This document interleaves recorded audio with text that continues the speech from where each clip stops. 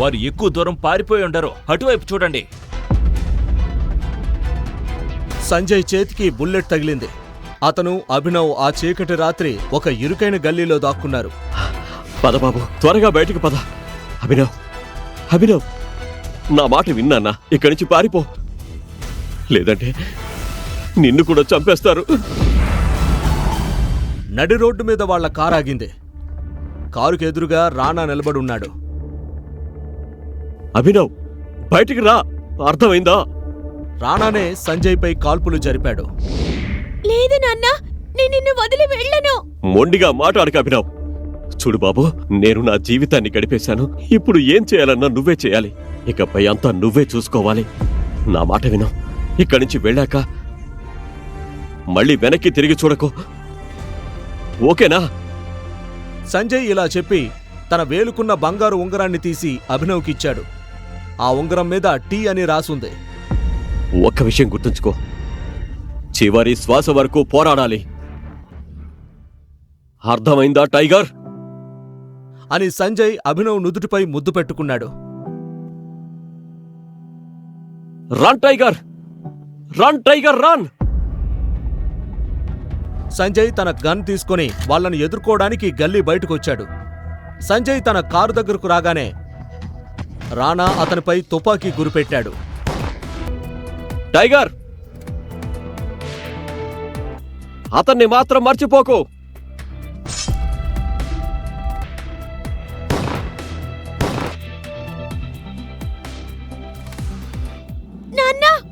అభినవ్ ఒక్కసారిగా గట్టిగా అరుస్తూ నిద్రలోంచి లేచాడు. చెమటలు పట్టిన అభినవ్ తన బెడ్పై కూర్చొని దీర్ఘంగా ఊపిరి పీల్చుకున్నాడు. గత 18 ఏళ్లుగా ఈ కళ అతన్ని వెంటాడుతూనే ఉంది. అభినవ్ తన వేలుకున్న ఆ ఉంగరాన్ని చూసుకుని బాత్రూం వైపు వెళ్లాడు. అభినవ్ హైదరాబాదులో ఉంటూ డెలివరీ బాయ్గా పనిచేస్తున్నాడు. ఆ పని అతనికిష్టం లేకపోయినా అనాథాశ్రమం నుండి బయటకొచ్చాక వేరే దారి లేక చేస్తున్నాడు. 18 ఏళ్ల వయసు నుండే అతను తన ఖర్చులకు తనే కష్టపడటం మొదలుపెట్టాడు. అతని జీవితంలో ఉన్న ఏకైక సంతోషం అతని గర్ల్ ఫ్రెండ్ వైభవి. ఆమెను చూస్తే తన బాధలన్నీ మర్చిపోయేవాడు. ఈరోజు వైభవి పుట్టినరోజు కావడంతో ఆమెను త్వరగా కలవాలని అనుకున్నాడు.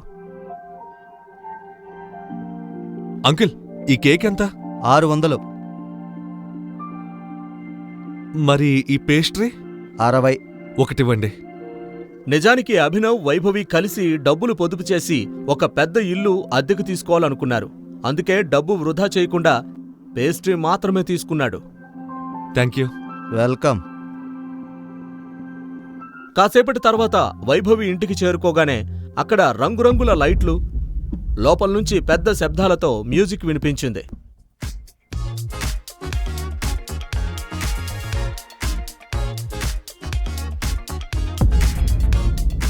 వైభవి, ఇదంతా ఏంటి? ఇతనెవరు వైభవి? కనిపించట్లేదా? Delivery boy. మన కేక్ ఆర్డర్ ఇచ్చాం కదా, మరి ఇతను పేస్ట్రీ ఎందుకు తెచ్చాడు? ఓ, గుర్తొచ్చింది. ఇతను నువ్వు డేటింగ్ చేస్తున్న డెలివరీ బాయ్ కదా?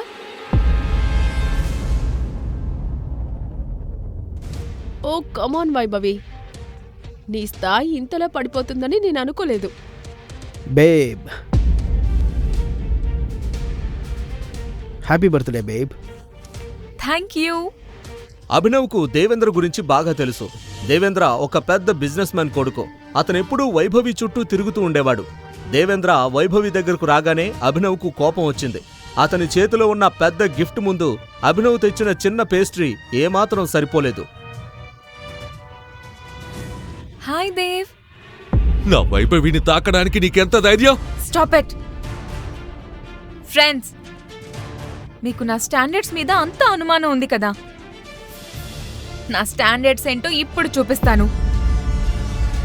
అభినవ్, నేను నీకు బ్రేకప్ చెప్తున్నాను. వాట్? మరి ఇంకేంటి? నీలాంటి పేదవాడితో ఆమె ఎన్ని రోజులు ఇలాంటి సగం పేస్ట్రీలు తింటూ బతుకుతుంది?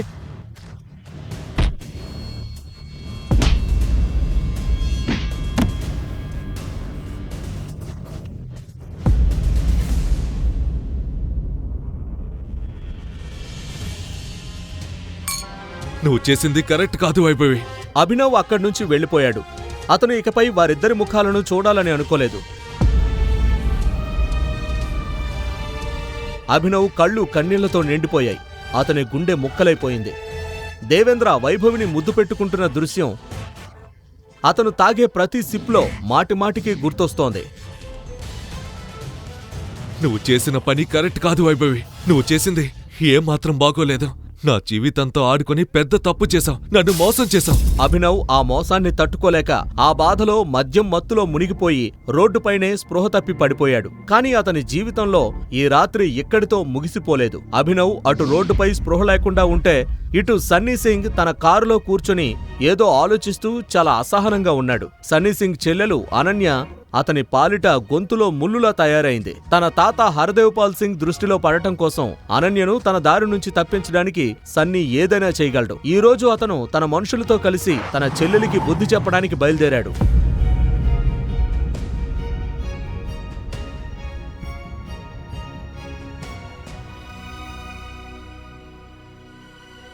త్వరగా కానివ్వండి, కారులో అయితే నెక్కించండి. తెల్లవారేలోపు వీడిని అనన్య రూమ్లో పడేయకపోతే ఇలాంటి ఛాన్స్ మళ్ళీ రాదు. త్వరగా.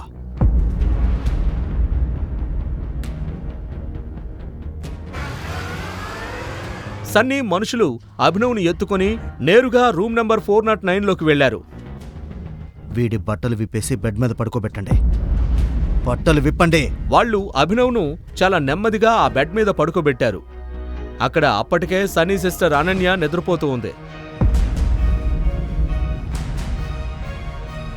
ఉదయం అభినవ్ నిద్రలో పక్కకు తిరిగినప్పుడు అతని చెయ్యి ఒక మెత్తని చేతికి తగిలింది. అభినవ్ నిద్ర మేల్కొని చూసేసరికి తను ఒక తెలియని అమ్మాయి పక్కన పడుకునున్నాడు.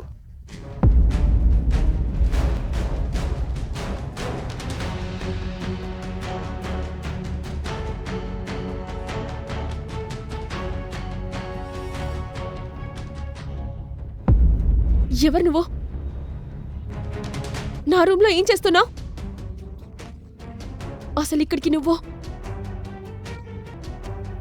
ఎలా వచ్చావు? చీ చీ చీ చీ చీ, సిగ్గుచెట్టు చెల్లెమ్మా. నీ మీద నాకు ఎప్పుడూ అనుమానంగానే ఉండేది. ఎన్నిసార్లు తాతయ్యకు చెప్పు చూశాను, కానీ ఆయన మాత్రం నా అనన్య అలాంటిది కాదు అని అనేవారు. చూడు ఇప్పుడు నీ అనన్య ఏం చేసిందో. ఇప్పుడు తాతయ్యకు తన మనవరాలే అసలు రంగు తెలుస్తుంది. అందుకే ఇది లైవ్ టెలికాస్ట్ చూపించడానికి ఆయన్ని ఇక్కడికి పిలిపించాను. అనయ్య, నన్ను నమ్ము, నాకేం తెలీదు. ఏం జరిగిందో ఎలా జరిగిందో అస్సలు అర్థం కావట్లేదు. ఈ అబ్బాయి ఎవరో కూడా నాకు తెలీదన్నయ్యా. నాకేం తెలీదు. మా మధ్య ఏమీ జరగలేదు. అవును. అభినవ్ ఏదైనా వివరణ ఇచ్చేలోపే అనన్య మరియు సన్నీల తాత హర్దేవ్ పాల్ సింగ్ అక్కడికొచ్చారు. ఆయన వేసుకున్న బట్టలను చూస్తేనే అతను ఎంత పెద్ద ధనవంతుడో అర్థమవుతోంది. అనన్యను ఆ స్థితిలో చూడగానే ఆయన కళ్ళు కోపంతో ఎర్రబడ్డాయి. నీ నుండి ఇది నేను అస్సలు ఊహించలేదు. కదయ్య, మీరు అనుకుంటున్నట్టు ఏమీ లేదు. ప్లీజ్ వినండి. అనన్య, నీకు మన ఫ్యామిలీ నియమాలు బాగా తెలుసు. అయినా నువ్వు అన్ని నిబంధనల్ని అతిక్రమించావు. లేదు తాతయ్య, లేదు. మరి నువ్వు... అభినవ్ హరదేవ్ కళ్లవైపు చూసినప్పుడు సాక్షాత్తు మృత్యువును తన కళ్ల ముందు చూసినట్లు అతనికి అనిపించింది. నా మనవరాలితో ఇలా ఉన్నావు కాబట్టి ఈ రోజు నుండి మా కుటుంబ చట్టాల ప్రకారం నువ్వు సింగ్ కుటుంబానికి అల్లుడివి. ఏంటి? మా మధ్య అసలు ఏమీ జరగలేదండి. తాతయ్య, అసలేం జరగలేదు. అవునా? ఏమీ జరగలేదా? మరిదంతా ఏంటి?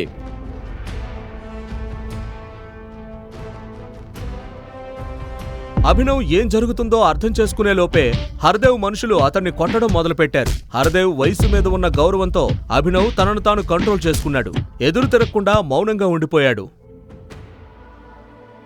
అనన్య, అభినవ్ను హాస్పిటల్కి తీసుకెళ్ళు. అలాగే సాయంత్రం అక్రమిచ్చే పార్టీకి అతను సిద్ధంగా ఉండాలి. గుర్తుంచుకో అనన్య, అక్రమ్ పార్టీలో అతను నీతో పాటే కనిపించాలి.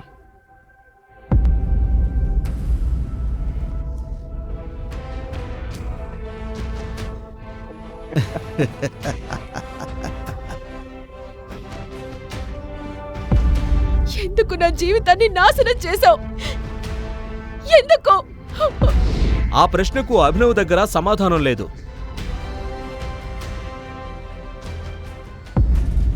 అభినవ్ సాయంత్రం జరగబోయే పార్టీ కోసం రెడీ అవ్వడం ప్రారంభించాడు. అతనికి హర్దేవ్ అంటే కాని అతని మనుషులంటే కాని భయం లేదు. అనన్య ఇప్పటికే చాలా ఇబ్బందుల్లో ఉందని, తన వల్ల ఆమె సమస్యలు ఇంకా పెరగకూడదని అతను కోరుకున్నాడు. అభినవ్ దగ్గర వేసుకోవడానికి తన తండ్రికి సంబంధించిన ఒకే ఒక్క పాత బ్లేజర్ ఉంది. అది అక్కడక్కడా చిరిగిపోయి ఉన్నప్పటికీ అభినవ్ దాన్ని వేసుకోగానే అతని రాజసం ఆ లోపాలన్నింటినీ కప్పివేసింది. అభినవ్ ఊహించినట్టుగానే అనన్య ఇల్లు చాలా పెద్దది. ఆమె ఒక ధనవంతుల కుటుంబానికి చెందిన అమ్మాయి. అభినవ్ నెలంతా కష్టపడి సంపాదించేంత జీతమంతా ఖరీదు చేసే శాండిల్స్ అనన్య వేసుకుంది. అనన్య కళ్లల్లో అభినవ్ పట్ల ఎంత అసహ్యం ఉందో స్పష్టంగా కనిపిస్తోంది. అంత పెద్ద వ్యక్తుల మధ్యకు వెళ్లడానికి అభినవ్ లోలోపల భయపడుతున్నాడు. ఆ కంగారులో అతను తనకి తెలియకుండానే తన వేలుకున్న తండ్రి ఉంగరాన్ని తిప్పడం మొదలుపెట్టాడు.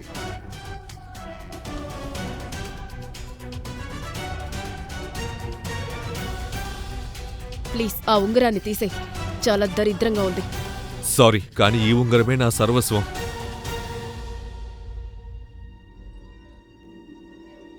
అక్రమ్ ఇల్లు ఒక కోటలా ఉంది.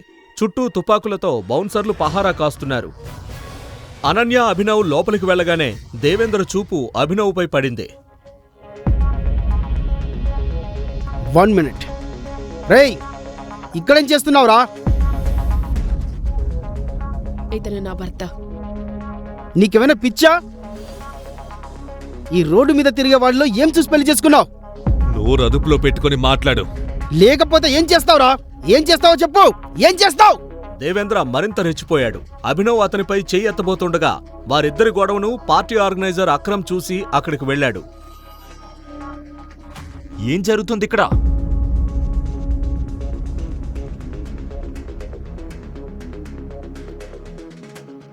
అక్రమ్ సార్, వీడిని చూడండి. వీడొక క్రిమినల్. బలవంతంగా మీ పార్టీలోకి దూరాడు.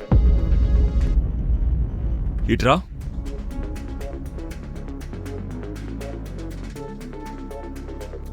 ఎవరు నువ్వు? ఇక్కడికి ఎలా వచ్చావు? యాక్చువల్లీ ఇతను నా హస్బెండ్.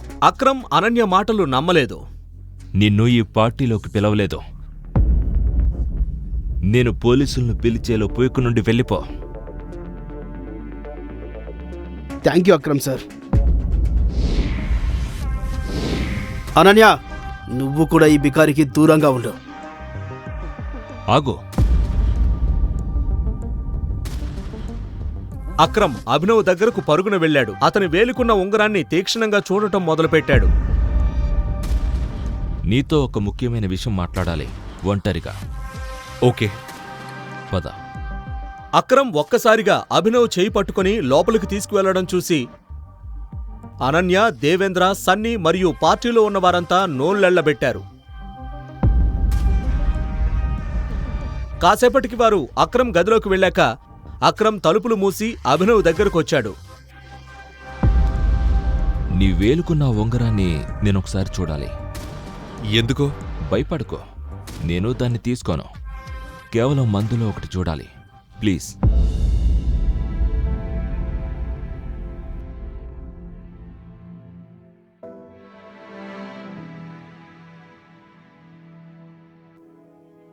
టైగర్?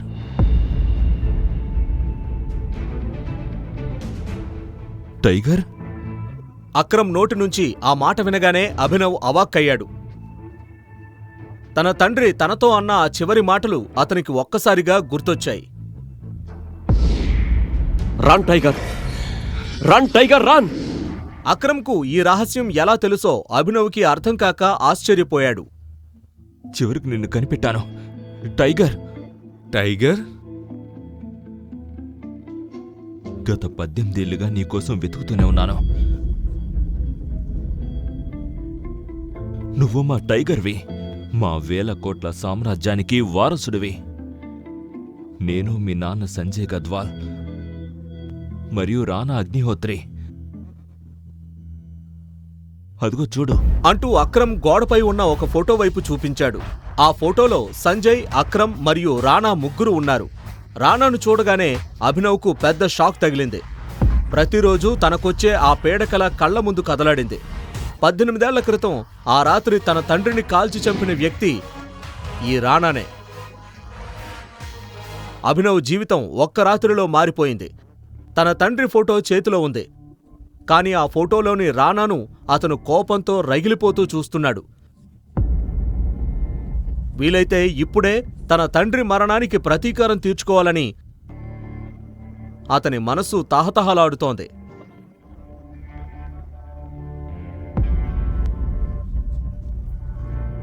అడగడం మర్చిపోయాను. ఇన్నేళ్ళు ఎక్కడున్నావు నువ్వు?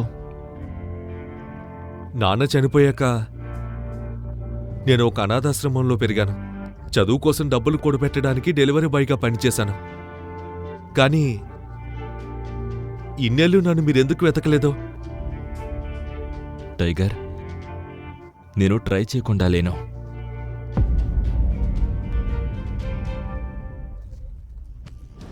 మీ నాన్న చనిపోయాక మాఫియా ప్రపంచంలో చాలా అలజడి మొదలైంది. ఒకవైపు దాన్ని సర్దుబాటు చేస్తూనే మరోవైపు నీకోసం వెతికాము. కానీ వయసు పెరిగే కొద్దీ నీ ముఖం మారిపోవడంతో నిన్ను కనుగొనడం కష్టమైంది. ఇప్పుడు నువ్వు దొరికావు. నిన్ను చూస్తే మనోజ్ మరియు మిగిలిన వారు చాలా సంతోషిస్తారు. మనోజ్ పేరు వినగానే అభినవ్కు విపరీతమైన కోపం వచ్చింది. మనోజ్ ఒక ద్రోహి కొడుకు. అభినవ్ అతన్ని కలవటానికి గాని మాట్లాడడానికి గాని అస్సలు ఇష్టపడలేదు. కానీ నాన్న నాకు ఈ మాఫియా గ్రూప్ గురించి ఎప్పుడు ఏమీ చెప్పలేదు. మీరు చెప్పాలనుకుంటే చెప్పొచ్చు. అప్పుడు నువ్వు చాలా చిన్నవాడివి. అందుకే సంజయ్ నిన్ను వీటన్నిటికీ దూరంగా ఉంచాడు. కానీ నన్ను నమ్ము, నీకోసం చాలా వెతికాను. ఇప్పుడు నువ్వు దొరికావు కాబట్టి ఆ మాఫియా కింగ్ సామ్రాజ్యం మళ్ళీ ప్రాణం పోసుకుంటుంది. చియర్స్. అభినవ్ మనస్సులో ఎన్నో ప్రశ్నలు తలెత్తుతున్నాయి. రాణా అసలు రంగు అక్రమ్కు మరియు ఇతరులకు ఎందుకు తెలియలేదు? ఒక ద్రోహి కొడుకు తన సింహాసనంపై ఎందుకు కూర్చున్నాడు?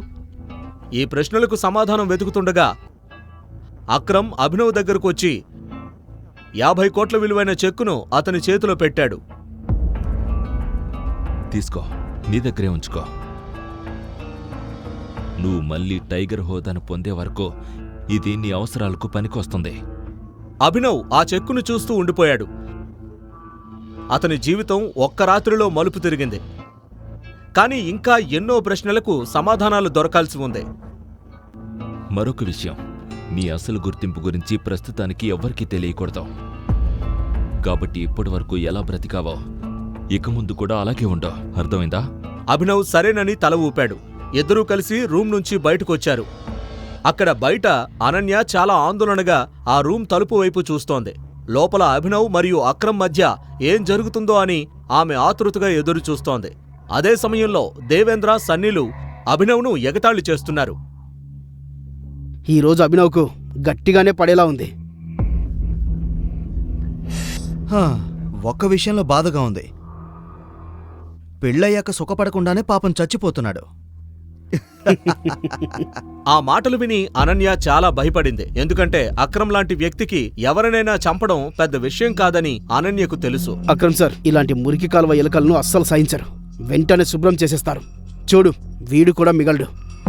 పెళ్లి చేసుకుంటే చచ్చినట్టేని దీన్నే అంటారనుకుంటా. కరెక్ట్గా చెప్పావు. అది విని అనన్యకు చాలా బాధ కలిగింది. ఒక మనిషి ప్రాణం పోతుందంటే వీళ్ళెలా ఎంజాయ్ చేస్తున్నారని అనిపించింది. ప్లీజ్ కనీసం అతని గురించి ఇలా మాట్లాడకండి. మరెలా మాట్లాడాలి? వాడి లక్షణాలు అలాంటివి. మరి అలాగే మాట్లాడతారు. దేవన్ తను చెప్పింది కరెక్టే, నువ్వు చెప్పింది కరెక్టే. నేనలా మాట్లాడుండకూడదు. అయినా చనిపోయిన వారి గురించి చెడుగా మాట్లాడకూడదని మా తాతయ్య చెప్పేవారు. అందుకే ఆపేస్తున్నాను.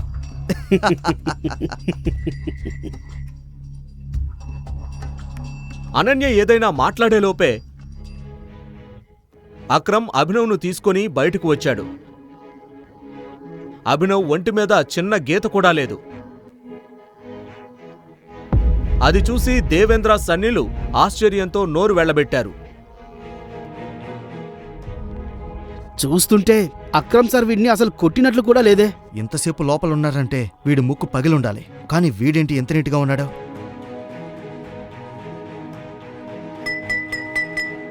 లేడీస్ అండ్ జెంటిల్మెన్, నేను మీకు ఒకరిని పరిచయం చేయాలి. ఇతను అభినవ్, నా పాత డ్రైవర్ కొడుకు. ఇతను నాకు చాలా ఇష్టమైన వ్యక్తి.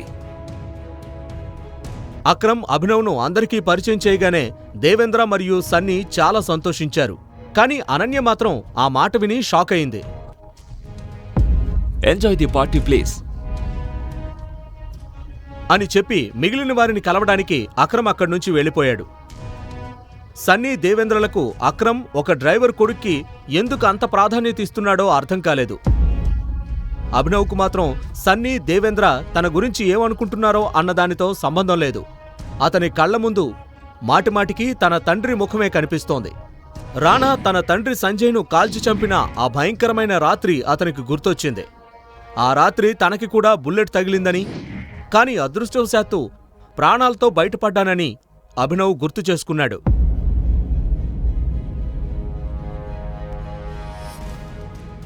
నువ్వు కనీసం నీ కాళ్ల మీద నడిచి బయటకు వస్తావని నేననుకోలేదు. అంటే నా గురించి నీకు అంత టెన్షన్ ఉందా? ఓ ప్లీజ్, నాకేం టెన్షన్ లేదు. నీ గురించి నువ్వే జాగ్రత్త పడాలి. ప్రాణాలతో ఉండాలనుకుంటే కొంచెం జాగ్రత్తగా ఉండు. అక్రమ్ సార్ లోపల నీతో ఏం మాట్లాడారో చెప్పు. నీలాంటి తెలివిలేని వాడు ప్రశ్నలు అడిగితే సమాధానం చెప్పవద్దు అని ఆయన నాకు చెప్పారు. దేవేంద్ర అతన్ని తిట్టినా అభినవ్ పట్టించుకోలేదు. అతని మనసులో ఇప్పటికే చాలా ముఖ్యమైన విషయాలు తిరుగుతున్నాయి. పార్టీ పూర్తయ్యే వరకు అనన్య అభినవ్తో అస్సలు మాట్లాడలేదు. నా ఇల్లు ఎక్కడ దగ్గరలో ఉంది, అక్కడికి వెళ్దాం. నీతో కలిసి నీ ఇంటికి వస్తానని నువ్వు ఎలా అనుకున్నావు? నీ పరిస్థితి ఇలా ఉంటే నీ ఇల్లు ఇంకెంత అధ్వానంగా ఉంటుందో. నేను నీ ఇంటికి రాను. నువ్వు నా భార్యవి, నాతో కాకుండా ఇంకెవరితో ఉంటావు? చూడు, నీ పనికి మాలిన లాజిక్కులు నీ దగ్గరే ఉంచుకో. అసలు నువ్వు నా బిడ్డ మీదకు ఎలా వచ్చావో ముందు అది చెప్పు. అదే ప్రశ్న నేను నిన్ను అడగాలి. బాగా మాట్లాడుతున్నావు. నేను నీతో పాటు నీ ఇంట్లో ఉండడానికి రాను. నేను నా ఇంటికి వెళ్తున్నాను, ఓకే? భవిష్యత్తులో ఏదైనా బలవంతమైన పరిస్థితి వచ్చినా నేను నీ ఇంటికి రాను. నువ్వే నా ఇంటికి రావాలి, అది కూడా ఒక పనివాడిలా ఉండడానికి. అర్థమైందా? అభినవ్ ఏమీ అనలేక తన వేలుకున్న ఉంగరాన్ని చూసుకున్నాడు.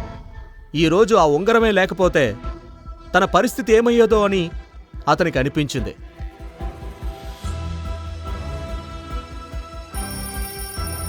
మరుసటి రోజు ఉదయం అభినవ్ అలారం మోగింది. అభినవ్కు మళ్లీ అదే పీడకల వస్తుంది. అలారం సౌండ్కు అభినవ్ నిద్రలేచి బెడ్పై కూర్చున్నాడు. లేవగానే తన తండ్రి కంపెనీని ఇన్నేళ్లైనా కాపాడుతున్నందుకు అక్రమ్కు మనసులోనే కృతజ్ఞతలు చెప్పుకున్నాడు. తన తండ్రి లేని లోటును తీరుస్తున్నాడు. ఇదంతా ఆలోచిస్తూనే అభినవ్ బెడ్పై నుంచి లేచి తన వర్క్కి వెళ్లడానికి రెడీ అయ్యాడు. అక్రమ్ చెప్పిన దాని ప్రకారం తన అసలు గుర్తింపును దాచుకోవడానికి డెలివరీ బాయ్ ఉద్యోగం సరైందని భావించి అక్రమ్ ఇచ్చిన చెక్కును జేబులో పెట్టుకుని ఆఫీస్కి బయలుదేరాడు. 1 గంట తర్వాత అభినవ్ తన ఆఫీస్కు బైక్పై చేరుకున్నాడు. ఆఫీస్ కారిడార్లో నడుస్తుండగా అతనికొక వాయిస్ వినిపించింది. ఏ డెలివరీ బాయ్!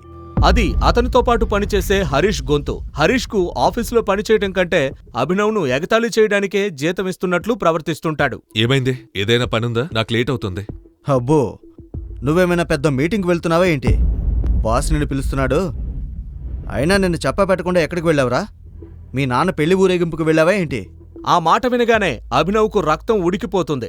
ఒక్క పంచ్తో హరీష్ పళ్ళు రాలగొట్టాలనిపించింది. కాని తనను తాను కంట్రోల్ చేసుకున్నాడు. హరీష్ అన్న మాటలకు సమాధానమివ్వకుండా నేరుగా తన బాస్ క్యాబిన్ వైపు వెళ్ళాడు. Good morning sir. ఈ మార్నింగ్లో అంత గుడ్డే ఉంది. అభినవ్ దగ్గర దీనికి సమాధానం లేదు. బాస్ ఇంకా కోపంగా, నిన్న చెప్పకుండా ఎక్కడికెళ్ళావు? అభినవ్ దగ్గర దీనికి కూడా సమాధానం లేదు. అతను అనుకుంటే తన బాస్కి ఏదో ఒక సాకు చెప్పేవాడు. కాని అభినవ్కు అబద్ధం చెప్పడం ఇష్టం లేక మౌనంగా ఉండిపోయాడు. నిన్న చాలా డెలివరీలున్నాయి. నీ వల్ల మాకు ఎంత నష్టం జరిగిందో నీకు తెలుసా? కానీ సార్, నాకు నెలకు ఒక క్యాజువల్ లీవ్ దొరుకుతుంది కదా. నోర్మోయ్, నీకు పని చేయడం చేత కాదు కానీ వాదించడం బాగా తెలుసు. ఈ కంపెనీ ఏమైనా నీ బాబుదా? ఆ మాట వినగానే అభినవ్కు విపరీతమైన కోపం వచ్చింది. అతను తన పిడికిలి గట్టిగా బిగించి తన బాస్ను తీక్షణంగా చూడసాగాడు. ఏంటి అలా చూస్తున్నావు? నీ సామాను సర్దుకొని ఇక్కడి నుంచి వెళ్ళిపో. You are fired. అభినవ్కు ఈ మాట విని పెద్దగా షాక్ ఏమీ కలగలేదు. తన బాస్ మరియు దేవేంద్ర ఒకరికొకరు బాగా తెలుసని అతనికి తెలుసు.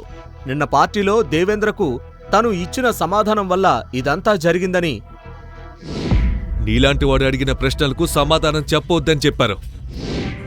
ఇలా ఎప్పుడో ఒకప్పుడు జరుగుతుందని అతను ఊహించాడు. సరే, నేను వెళ్ళిపోతాను. నేను నెలంతా కష్టపడి పనిచేశాను. నా జీతం నాకు ఇచ్చేయండి. జీతమా? నీ వల్ల మాకు జరిగిన నష్టాన్ని నీ జీతంతో భర్తీ చేసినా ఇంకా నువ్వే నీ జేబులోంచి 10,000 రూపాయలు ఇవ్వాలి. ఆ డబ్బులు నిన్ను నేను అడగడం లేదు. అదే 10,000 అనుకొని మర్యాదగా ఇక్కడి నుంచి వెళ్ళిపో. ఏం మాట్లాడుతున్నారు సార్? నా 25,000 జీతం నాకు ఇచ్చే వరకు నేను ఎక్కడి నుండి కదలను. నా శాలరీ నాకు ఇవ్వండి. శాలరీ? ఆగో, ఇప్పుడే ఇస్తాను నీ జీతం అంటూ బాస్ తన టేబుల్ మీద ఉన్న గంటను కొట్టాడు. మరుక్షణమే 4 బౌన్సర్లు గదిలోకి దూసుకొచ్చారు. వీడిని పట్టుకొని బయటికి విసిరేయండి.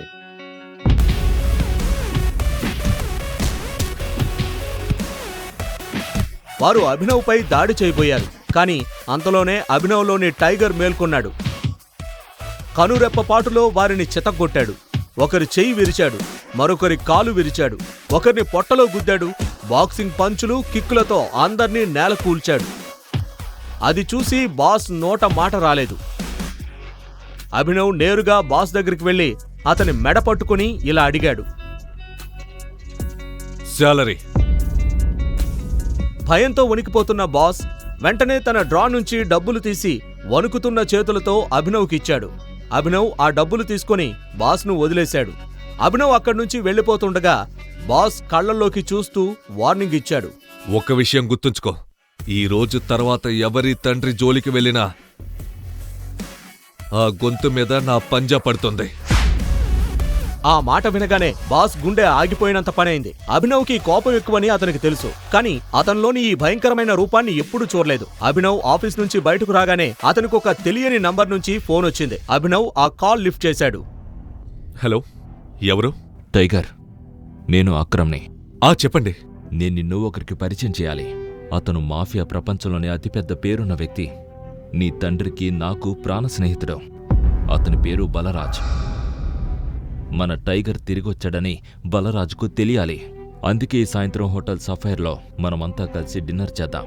అడ్రస్ పంపిస్తున్నాను, ఓకేనా? సియో, బాయ్. అక్రమ్ నోటి నుంచి బాలరాజు పేరు వినగానే అభినవ్ గుండె వేగంగా కొట్టుకుంది. బాలరాజు గురించి అతను ముందుగానే విన్నాడు. ఈ సిటీలో బాలరాజు పేరు చిన్నపిల్లాడికి కూడా తెలుసు. పెద్ద పెద్ద వ్యక్తులు కూడా బాలరాజు పేరు చెబితే వణికిపోతారు. అలాగే అభినవ్ తనని కలవడానికి భయపడ్డాడు. ఏ బాలరాజును చూసి తాను వణికిపోతున్నాడో అభినవ్ తనకే బాస్ కానున్నాడు. అభినవ్ బాలరాజుకి బాస్ అవ్వగలడా? తన తండ్రి ఫ్రెండ్ని తన ఫ్రెండ్గా చేసుకోగలడా? నేను నిజంగా బాలరాజ్ గారిని కలవాల్సిన అవసరం ఉందా? అతను బాలరాజు పేరు వింటేనే వణికిపోతున్నాడు. అక్రమ్ అతని కంగారు అర్థం చేసుకుని ఇలా అన్నాడు. బాలరాజ్ గారు కాదు, జస్ట్ బాలరాజ్. నువ్వు టైగర్ విఆర్. అడవిలో అన్ని జంతువులు టైగర్కు గౌరవం ఇస్తాయి. కానీ టైగర్ ఎప్పుడు ఎవ్వరికీ గౌరవం ఇచ్చి మాట్లాడాల్సిన అవసరం లేదు. సరే, ఈవినింగ్ కలుద్దాం, బాయ్. అక్రమ్ మాటలకి అభినవ్ కాస్త కుదుటపడ్డాడు. అతడు ఇప్పుడే బోనులోంచి అడవిలోకి వచ్చిన టైగర్ లాగా ఫీల్ అవుతున్నాడు. అభినవ్ తన పాత ఆఫీసు నుంచి బయలుదేరి ఇంటికొచ్చేశాడు. చివరిసారిగా అతను ఇంత ప్రశాంతంగా తన బెడ్పై ఎప్పుడు పడుకున్నాడో అతనికి గుర్తులేదు. అతను చాలా ఎక్సైట్మెంట్తో రూమ్ డోర్స్ వైపు చూస్తున్నాడు. Pizza delivery. సార్, ఆర్డర్ 500 అయింది. మీరు నాకు 1000 ఎందుకు ఇచ్చారు? నీలాంటి డెలివరీ బాయ్స్ చాలా కష్టపడతారు మై ఫ్రెండ్. ఈ 500 నీ tip. Thank you sir. Abhinav ఆ పిజ్జా బాక్స్ని అలాగే చూస్తున్నాడు. చివరిసారిగా పిజ్జా ఎప్పుడు తిన్నాడో అతనికి గుర్తులేదు. వైభవి కోసం, తన కోసం ఇల్లు కొనాలనే తపంలో తన కోరికల్ని ఎంతగా చంపుకున్నాడో అతనికి ఈరోజు అర్థమైంది. కానీ ఇప్పుడు అతను ఆగడానికి సిద్ధంగా లేడు. సాయంత్రం అభినవ్ హోటల్ సఫైర్కి వెళ్లడానికి సిద్ధమవుతున్నాడు. అతను grey colour shirt, black colour pant వేసుకున్నాడు. అభినవ్ దగ్గర వేసుకోవడానికి అంతకు మించి మంచి బట్టలు లేవు. అతను హోటల్ని బయట నుంచి చూసి ఆశ్చర్యపోయాడు.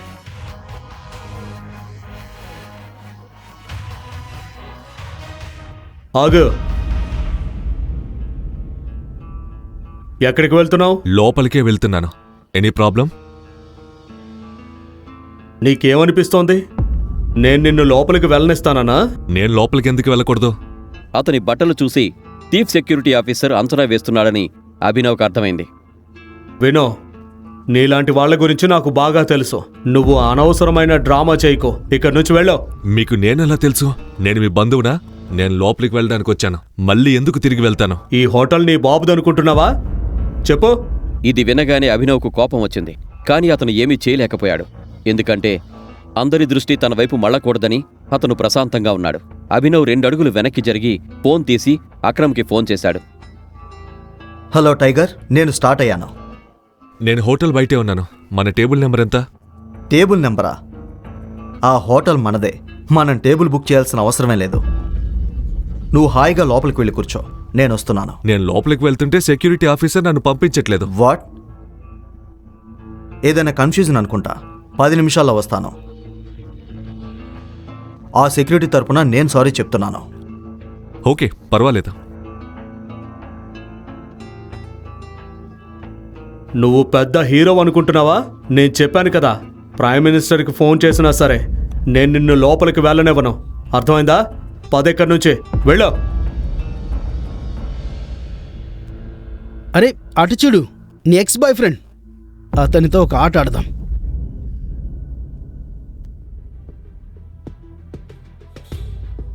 ఇతన్ని నేను నా బాయ్ ఫ్రెండ్గా ఎప్పుడూ అనుకోలేదు. అసలే నేను నా స్థాయి కంటే చిన్న వాళ్లతో మాట్లాడను. అసలు ఇలాంటి వాళ్ళని బాయ్ ఫ్రెండ్గా ఎవరు చేసుకుంటారు? నువ్వు నీ స్థాయి కంటే చిన్నవాళ్లతో మాట్లాడకపోవచ్చు, కానీ ఈ రోజు అలాంటి మనిషే నీకు ఒక సలహా ఇవ్వాలని అనుకుంటున్నాడు. మనిషిని అతని మాటలను బట్టే గౌరవిస్తారు. నీ నోరు అదుపులో పెట్టుకుని మాట్లాడు, లేదంటే ఏదో ఒక రోజు ఇలాంటి మాటలే నీ ప్రాణాలు తీస్తాయి. వావ్, ఏమైనా చెప్పావా? క్లాప్స్ కొట్టండి. Very nice. మరి నీ కాళ్ళు ఎందుకు అదుపులో లేవు? ఇక్కడికి ఎందుకు వచ్చావు? తాగేసొచ్చావా ఏంటి? అక్రమ్ ఇక్కడికి పిలిచాడు. అవునా? అరే అవును, గుర్తొచ్చింది. ఆ రోజు అక్రమ్ సార్ నువ్వు తన డ్రైవర్ కొడుకని చెప్పాడు. మరి నువ్వు ఇక్కడికి మీ నాన్న ఉద్యోగం, డ్రైవర్ ఉద్యోగం అడగడానికి వచ్చావా ఏంటి? నిజమే, కానీ వాళ్ళు తీసుకోరు. నీలాంటి పేదోడిని డ్రైవర్గా కూడా తీసుకోరు. అయితే నిన్ను పిలవలేదు కదా, నువ్వే అడుక్కోడానికి వచ్చావు. ఎగేసుకుంటా వచ్చేశాడు. బెచ్చగాడిని కాదు, నన్ను అక్రమ్ పిలిచాడు. నాకు తెలుసు ఇతను బికారి అని. అప్పుడే ఒక నల్లటి మెరిసే లగ్జరీ కారు వచ్చి అక్కడ ఆగింది. అందరూ వెనక్కి తిరిగి కారు వైపు చూశారు. అక్రమ్ కారులోంచి బయటికి దిగాడు. అతనితో పాటు మరొక వ్యక్తి ఉన్నాడు. అతను చూడ్డానికి పొడవుగా, దృఢంగా ఉన్నాడు. అతను మరెవరో కాదు, బాలరాజ్. అతను చాలా ఫేమస్ క్లాతింగ్ కంపెనీ ఓనర్. అలాగే మాఫియా కింగ్కి బలమైన మూల స్తంభం. అతన్ని చూసి అభినవ్ ఆశ్చర్యపోయాడు. అతను బాలరాజ్ గురించి చాలానే విన్నాడు. నేను నిజంగా బాలరాజ్ గారిని కలవాల్సిన అవసరం ఉందా? అభినవ్ అతన్ని ఫోటోలో చూశాడు. కానీ ఫోటోలో చూడ్డానికి మరియు నేరుగా చూడ్డానికి భూమికి ఆకాశానికి ఉన్నంత తేడా కనిపించింది. అసలు బాలరాజు నన్నెందుకు కలవాలి అనుకుంటున్నాడు అనే ప్రశ్న అభినవ్ మనసులో మెదిలింది. ఇక్కడేం జరుగుతుంది? సారీ సార్, కానీ ఇతను నన్ను, కస్టమర్లను చాలా ఇబ్బంది పెడుతున్నాడు. నేను ఈ బికారిని లోపలికి వెళ్లకుండా ఆపుతుంటే ఇక్కడ గొడవ చేస్తున్నాడు. ఏంటి? ఇతన్ని బికారనడానికి నీకెంత ధైర్యం? ఇతన్ని లోపలికి వెళ్లకుండా ఆపడానికి నువ్వెవరు? ఈ హోటల్ నీ బాబు కొన్నాడా ఏంటి? ఇతను నా గెస్ట్. అండ్ ఈ రోజు తర్వాత నువ్వు ఈ హోటల్ చుట్టుపక్కల కనిపించినా నీ కాళ్ళు విరగొడతాను. Get last.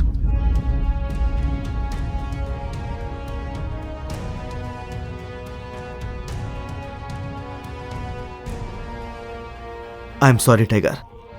ఈ వెర్రివాడి వల్ల. ఇదేమీ పెద్ద విషయం కాదు. యాక్చువల్లీ పేదోడు పేదోడికే శత్రువు అవుతాడు. సరే, లోపలికి పద. అక్రమ్ అభినవ్ను తనతో పాటు లోపలికి రమ్మని సైగ చేశాడు. అభినవ్ అక్రమ్ వెనక నడుస్తున్నాడు. బాలరాజు కూడా పెద్ద పెద్ద అడుగులు వేసుకుంటూ అభినవ్ వెనక వస్తున్నట్లు అనిపించింది. కొంతసేపటి తర్వాత వారు హోటల్లోని ఒక లగ్జరీ రూంలోకి వెళ్లారు.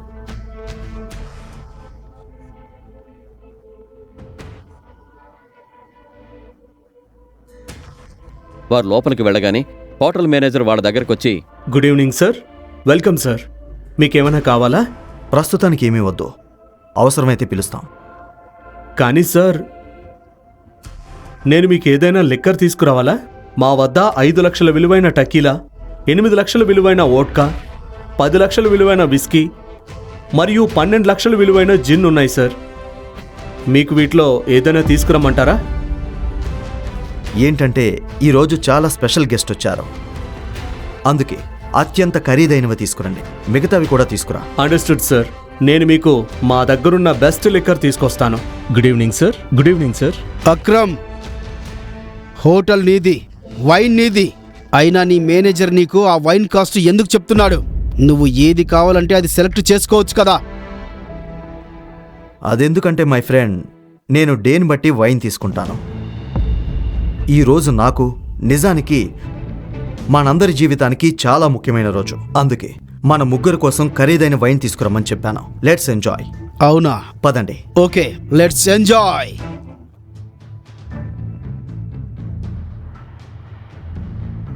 ఇప్పుడు నువ్వు ఇక్కడ నీ ఐడెంటిటీని దాచుకోవాల్సిన అవసరం లేదు. ఇది ప్రైవేట్ రూమ్, అన్నిటికంటే సేఫ్ ప్లేస్ కూడా. కూర్చో. అది ఒక విశాలవంతమైన గది. ఆ ముగ్గురు కూర్చున్నారు. అప్పుడు అభినవ్ బాలరాజుని చాలా ఇంట్రెస్టింగ్గా చూస్తున్నాడు. బాలరాజ్, నేను ఈరోజు నీకు ఒక చాలా ముఖ్యమైన విషయం చెప్పడానికి ఇక్కడికి పిలిచాను. మన సంజయ్ కొడుకు టైగర్ దొరికాడు, కానీ ప్రస్తుతానికి అతను అండర్ కవర్లో ఉన్నాడు. అందుకే ఇతన్ని బయట నీకు పరిచయం చేయలేకపోయాను. Sir, me snacks and drinks.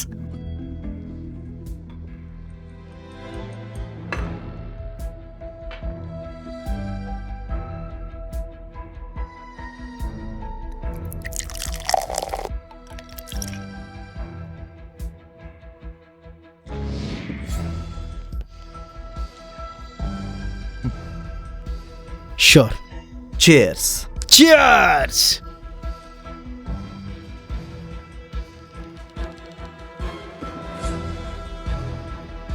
మరి ఇతనే నా టైగర్? అవును, ఇతనే మన టైగర్. మన టీంలోని మెయిన్ అండ్ ఇంపార్టెంట్ వాళ్ళకి ఇతన్ని పరిచయం చేయాలని నేను అనుకున్నాను.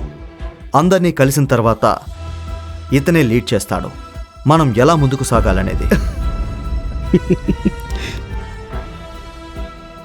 సారీ ఫ్రెండ్, కానీ నాకు నవ్వొస్తుంది. అది ఏంటంటే అంతా నువ్వే మాట్లాడుతున్నావు. మన టైగర్ మూగవాడా ఏంటి? బాలరాజ్, నువ్వు టైగర్ గురించి ఈ విధంగా మాట్లాడుకో. Sorry friend, sorry. నీ ధైర్యం నాకు బాగా నచ్చింది.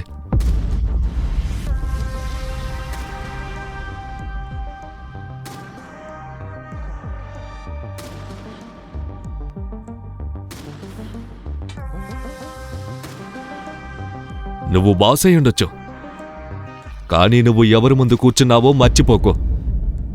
నేను టైగర్ని. టైగర్ ఇక్కడ కూర్చోడు, అలా మాట్లాడాడు. టైగర్ నేరుగా గర్జిస్తాడు.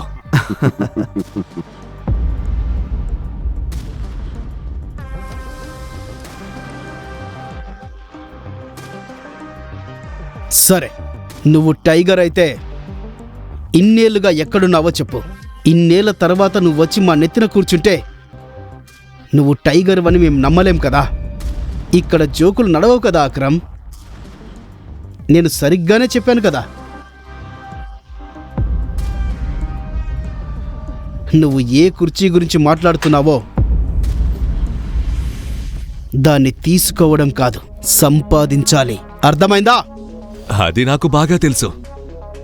దోచుకోవడం నా రక్తంలోనే లేదు. ఇన్నేళ్లుగా నేను ఎక్కడికి వెళ్ళాను, ఏం చేశానో ఇదంతా నీకు చెప్పడానికి మా దగ్గర టైం లేదు. నేను టైగర్ని అవునో కాదో అనే విషయం తేల్చాలి. సరే అయితే నువ్వేదో ఒకటి చెప్పు, నేను ప్రూవ్ చేస్తా. శబాష్, ఇదే కదా మాట. అక్రమ్ నవ్వుతూ అభినవ్ని చూశాడు. అతని కళ్ళల్లో అభినవ్ పట్ల గర్వం కనిపించింది. అతను అనుకున్న దానికంటే అభినవ్ మరింత బలంగా ఉన్నాడు. కానీ బాలరాజు మనసులో అనుమానం అలాగే ఉంది. అతను ఇంత త్వరగా అభినవ్ను టైగర్గా అంగీకరించబోడని అతని కళ్ళు చెబుతున్నాయి. అసలే ఆ గ్రూపులో బాలరాజ్ దేనికైనా పేరు పొందాడని అది అతని పట్టుదల. రేపు ఒక పిల్లవాడు తన నెత్తిన కూర్చొని రాజ్యం ఏలడం అతను జీర్ణించుకోలేడు.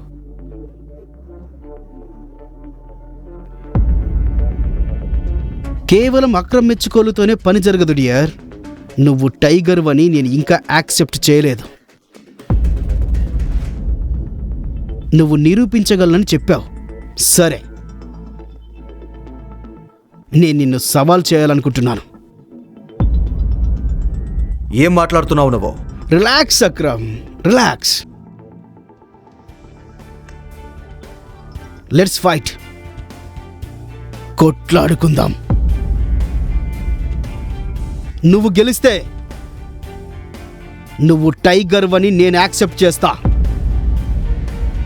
కానీ నువ్వు ఓడిపోతే మా నుంచి కొంత డబ్బు తీసుకొని ఇక్కడి నుంచి దూరంగా వెళ్ళిపోవాలి.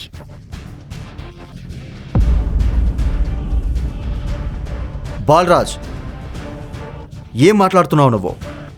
ఇది కరెక్ట్ కాదు.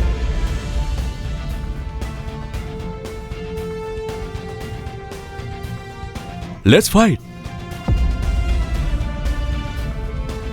ఎప్పుడు కొట్టుకుందాం? ఇది వినగానే బాలరాజు ముఖంలో చిరునవ్వు వచ్చింది. అక్రమ్కు ఏం చేయాలో అర్థం కాలేదు. తర్వాత ఏం జరగబోతోంది? అభినవ్ బాలరాజును ఓడించగలడా, లేదా తన తండ్రి ఇచ్చిందంతా వదిలి శాశ్వతంగా దూరంగా వెళ్ళిపోవాలా? వద్దు టైగర్, స్టాప్ ఇట్. చూడు, నువ్వు ఎవరికి ఏమీ నిరూపించాల్సిన అవసరం లేదు. నువ్వు ఇలా ఉండడం. అక్రమ్, నేను ఏది చేసినా నా ఇష్టానుసారం చేస్తున్నాను. ఈరోజు బాలరాజ్ నా ముందే మాట్లాడుతున్నాడు. రేపు మరెవడైనా నాకు ఎదురు మాట్లాడకూడదని నేను అనుకుంటున్నా. అభినవ్ కళ్ళల్లో సంజయ్లోని పట్టుదల కనిపించింది.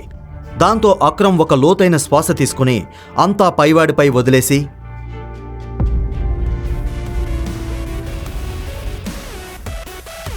దాదాపు 1 గంట తర్వాత బాలరాజ్ అభినవ్ మరియు అక్రమ్తో కలిసి తన ప్రైవేట్ బాక్సింగ్ రింగ్లోకి వచ్చాడు. బాలరాజ్ ఎక్కువగా ఇక్కడికే వస్తాడు. ఆ పెద్ద బాక్సింగ్ రూమ్లో ఆ ముగ్గురు తప్ప మరెవరూ లేరు. ఒక్కసారి ఆలోచించుకో. నేను ఈ బరిలో ఇప్పటి వరకు ఓడిపోలేదు. నువ్వు ఈ బరిలో ఎప్పటి వరకు ఓడిపోలేదు బాలరాజ్. ఎందుకంటే ఎప్పటి వరకు సంజయ్ కొడుకు టైగర్ నీకు ఎదురు పడలేదు. మరి అక్రమ్ బాయ్, ఎవరిపై పందెం వేస్తావు? నాపైన లేదా ఇతడిపైన? పిచ్చిగా మాట్లాడుకో.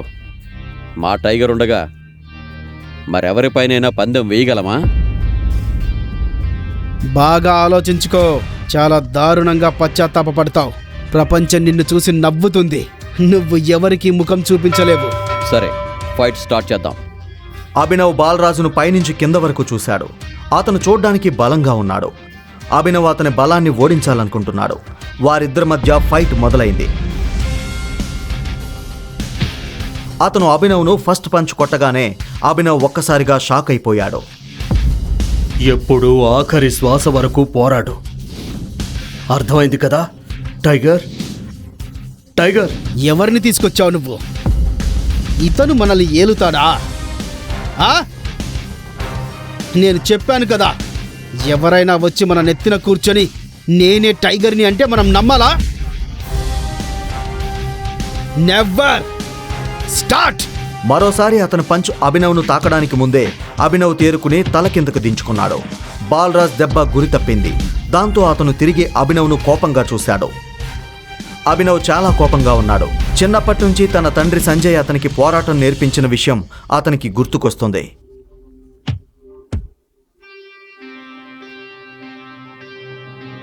ఈసారి బాలరాజ్కు కోపం వచ్చింది. అతను మళ్లీ వేగంగా అభినవ్ వైపు దూసుకొచ్చాడు. అభినవ్ కిందకు వంగి అతని కాలుపై తన్నాడు.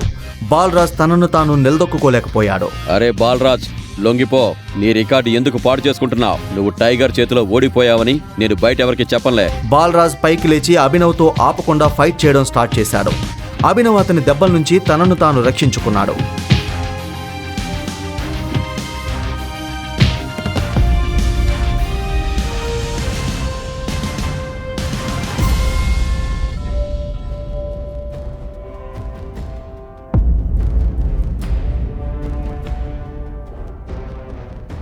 అభినవ్ బాలరాజును వదిలేసి సైలెంట్గా రింగ్ మూలకు వెళ్లి నిలబడ్డాడు. బాలరాజ్ కష్టంగా పైకి లేచి నొప్పిలో మూలుగుతూ ఇలా అన్నాడు. అక్రమ్, నాకు తెలియని టెక్నిక్స్ చాలానే తెలుసు యార్. బాలరాజ్ నడుము పట్టేసింది. నవ్వుతూ అభినవ్తో ఇలా అన్నాడు. ఈ టెక్నిక్ ఎక్కడ నేర్చుకున్నావు? నా వెన్నెముక పట్టుకుంది. ఆ! నాతో కలిసి వైన్ తాగుతావా? ఈరోజు పార్టీ ఖర్చు నాది. బాలరాజ్, అలా కాదు అడిగేది, ఇలా అడగాలి. టైగర్ సార్, మీరు నాతో కలిసి వైన్ తాగుతారా? పార్టీ చేసుకుందామా? ఈ విధంగా. టైగర్ సార్, మీకు ఈరోజు నాతో కలిసి వైన్ తాగడం ఇష్టమేనా? పార్టీ చేసుకుందామా? ఓకే. రైట్. Why not?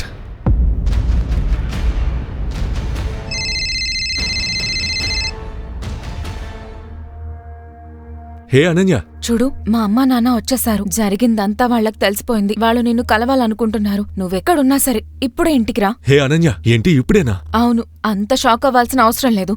నువ్వు చేసిన దానికి ఇప్పుడు అనుభవించు. సరే అక్రమ్. అక్రమ్, బాలరాజ్, నేనిప్పుడు మీతో రాలేను. నేను ఇంటికి వెళ్ళాలి, మా అత్తమామల ఇంటికి. అత్తా మామలా? నీ పెళ్ళెప్పుడు జరిగింది? టైం ఉన్నప్పుడు మీకు అంతా చెబుతాను. అంతా ఓకే కదా? మనం మనోజ్కి ఫోన్ చేసి విషయం చెప్పాలి కదా. లేదు బాలరాజ్, ఇతని రియల్ ఐడెంటిటీ ఎవరికీ తెలియకూడదు. టైగర్ తిరిగి వచ్చాడనే విషయం కూడా ఎవరికీ తెలియకూడదు. సరేనా? మనోజ్ ఏం చేస్తున్నాడో చేయనివ్వు. సరే, నేను బయలుదేరుతాను. అక్రమ్, నీకు గుర్తుంది కదా నా కొత్త ఉద్యోగం గురించి? డోంట్ వరీ, నీ పని అయిపోతుంది. ఇది విని అభినవ్ అక్రమ్ మరియు బాలరాజులకు షేక్ హ్యాండ్ ఇచ్చి బయటకొచ్చాడు. అతను వెళ్ళడానికి ఒక క్యాబ్ బుక్ చేసుకున్నాడు. టైగర్, ఇదిగో మన హోటల్లో తాగిన వైన్ ఇదే. మీ అత్తమావల ఇంటికి తీసుకెళ్ళి ఇవ్వు. వాళ్ళ 7 తరాల్లో కూడా ఎవరూ దీన్ని తాగుండరు. వీటన్నిటికీ థ్యాంక్స్ అక్రమ్. నువ్వు తిరిగొచ్చి మా ఆశల్ని బతికించినందుకు థ్యాంక్స్. సరే, ఇప్పుడైనా బయటకు రా, లేదంటే రింగులోనే ఉంటావా? కొంతసేపటి తర్వాత కారు అనన్య ఇంటి ముందొచ్చి ఆగింది. అభినవ్ కిందకి దిగి లోతైన శ్వాస తీసుకుంటూ ఇంటి లోపలికి వెళ్ళాడు.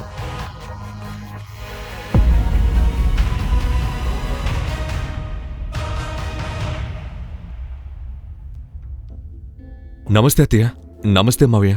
ఇదిగోండి, మీకోసం ఇది తీసుకొచ్చాను. అరే వా, ఏంటిది? చాలా కాస్ట్లీ అనుకుంటా. అరే భలే ఉందే, నువ్వు కూడా చూడు. పిచ్చోడివా? నాకు తెలిసి ఈ బాటిళ్లను ఎక్కడ్నుంచో దొంగిలించి తీసుకొచ్చుంటాడు. నీకేమనిపిస్తుంది? ఇతనిలాంటివాడు ఇంత ఖరీదైన వైన్ను కొనగలడనా? మరి నువ్వు ఇవన్నీ ఇక్కడికి ఎందుకు తీసుకొచ్చావు? నా కూతుర్ని బలవంతం చేసిన తర్వాత మాకు లంచం ఇవ్వాలని చూస్తున్నావా? అది కూడా దొంగిలించిన వైన్ని. సారీ, నేనెవరిని బలవంతం చేయలేదు, దొంగతనము చేయలేదు. అవునా? మరి నా కూతురితో ఉంది నీ ఆత్మనా? నువ్వు ఇదంతా ఎందుకు చేస్తున్నావో నాకు తెలుసు. మా ఆస్తిని కాజేయాలనే కదా?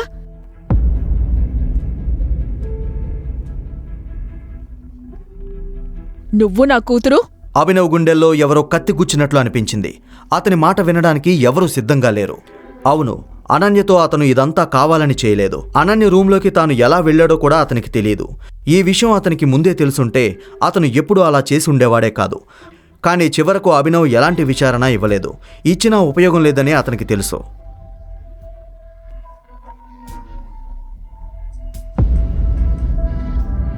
మూగవాడివా?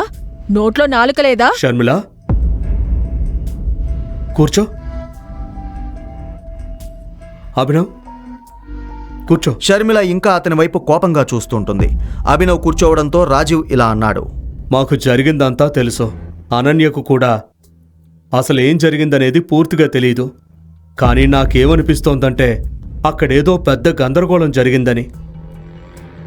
సరే, ఇప్పుడు ఏమైతేనేం, నీకు అనన్యకు మధ్య ఉన్న బంధాన్ని మార్చలేం. ఏమైనా అతను జరిగిన దాని గురించి పశ్చాత్తాపడటం లేదు. అతను అనన్యను కలవకపోయింటే అక్రమ్ను ఎప్పుడూ కలిసుండేవాడే కాదు. అలాగే అతను ప్రపంచంలో అనన్య పేరు కూడా పాడు చేయాలనుకోలేదు. ఇలాంటప్పుడు ఈ పెళ్లి చెడిపోవడం అతనికి కూడా ఇష్టం లేదు. సరే అభినవ్, నువ్వేం చేస్తుంటావు? నేను ఒక డెలివరీ బాయ్గా పనిచేసేవాణ్ణి. ఈరోజే నా ఉద్యోగం పోయింది. అతని మాటలు ఆ ఇద్దరిపై బాంబుల్లా పడ్డాయి. షర్మిల ఏదైనా మాట్లాడేలోపే రాజీవ్ ఇలా అన్నాడు. అభినవ్, నువ్వు త్వరగా జాబ్ చూసుకోవాలి, అది కూడా మంచి జాబ్.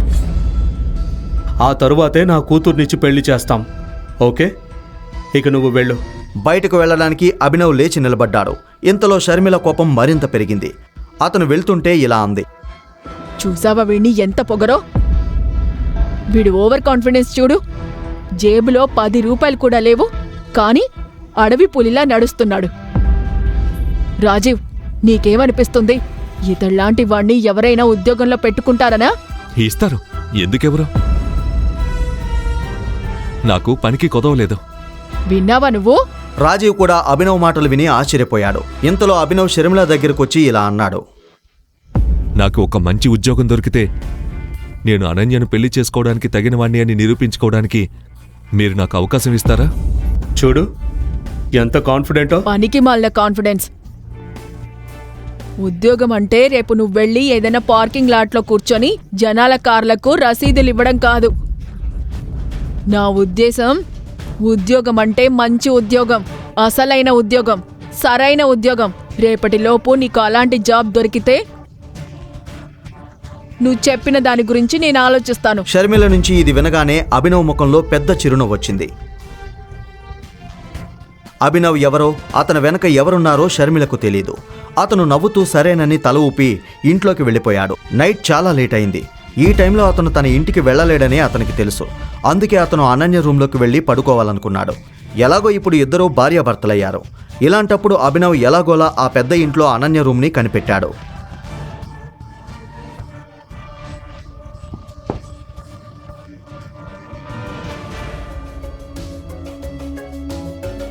ఏంటి? చాలా లేట్ అయింది కదా, ఇప్పుడు మా ఇంటికి వెళ్ళలేను, నేను ఇక్కడ పడుకుంటాను. అయితే ఏంటి? నన్ను మీ అమ్మా నాన్నను కలవడానికి నువ్వే పిలిచావు కదా, మరి నువ్వే నాకు పడుకోవడానికి ప్లేస్ ఇవ్వాలి. హలో, మళ్ళీ నిన్ను నా రూమ్ లోకి రానిస్తానని అనుకుంటున్నావా? మరి నేను ఇంకెక్కడికి వెళ్తాను? నాకు తెలీదు. ఎక్కడ పడుకుంటావో నీ ఇష్టం, కానీ నీ కాలు తీ, లేదంటే నేను విరక్కొడతాను. అభినవ్ ఫస్ట్ అంతగా భయపడలేదు, కానీ డోర్ అతని కాలును తాకబోతున్నప్పుడు అతను తన కాలు వెనక్కి తీసుకున్నాడు. అనన్య డోర్ మూసి లోపల నుంచి అరుస్తూ ఇలా అంది. పనివాడి ప్లేస్ ఓనర్ రూమ్ లో కాదు, ఇంట్లోని స్టోర్ రూముల్లో ఉంటుంది. ఇది విని అభినవ్కు బాధ కలిగింది, కానీ అతను ఏం చేయగలడు? అతను మూసి ఉన్న తలుపు వైపు చూసి నీరసంగా తల ఊపాడు. తర్వాత ఏం జరగబోతోంది? అభినవ్ ఎక్కడ పడుకోబోతున్నాడు? ఈ ఇంట్లో అతనికి సరైన గౌరవం లభిస్తుందా? అనన్య కుటుంబ సభ్యులకు అభినవ్ అసలు గుర్తింపు గురించి తెలిస్తే ఏం జరుగుతుంది?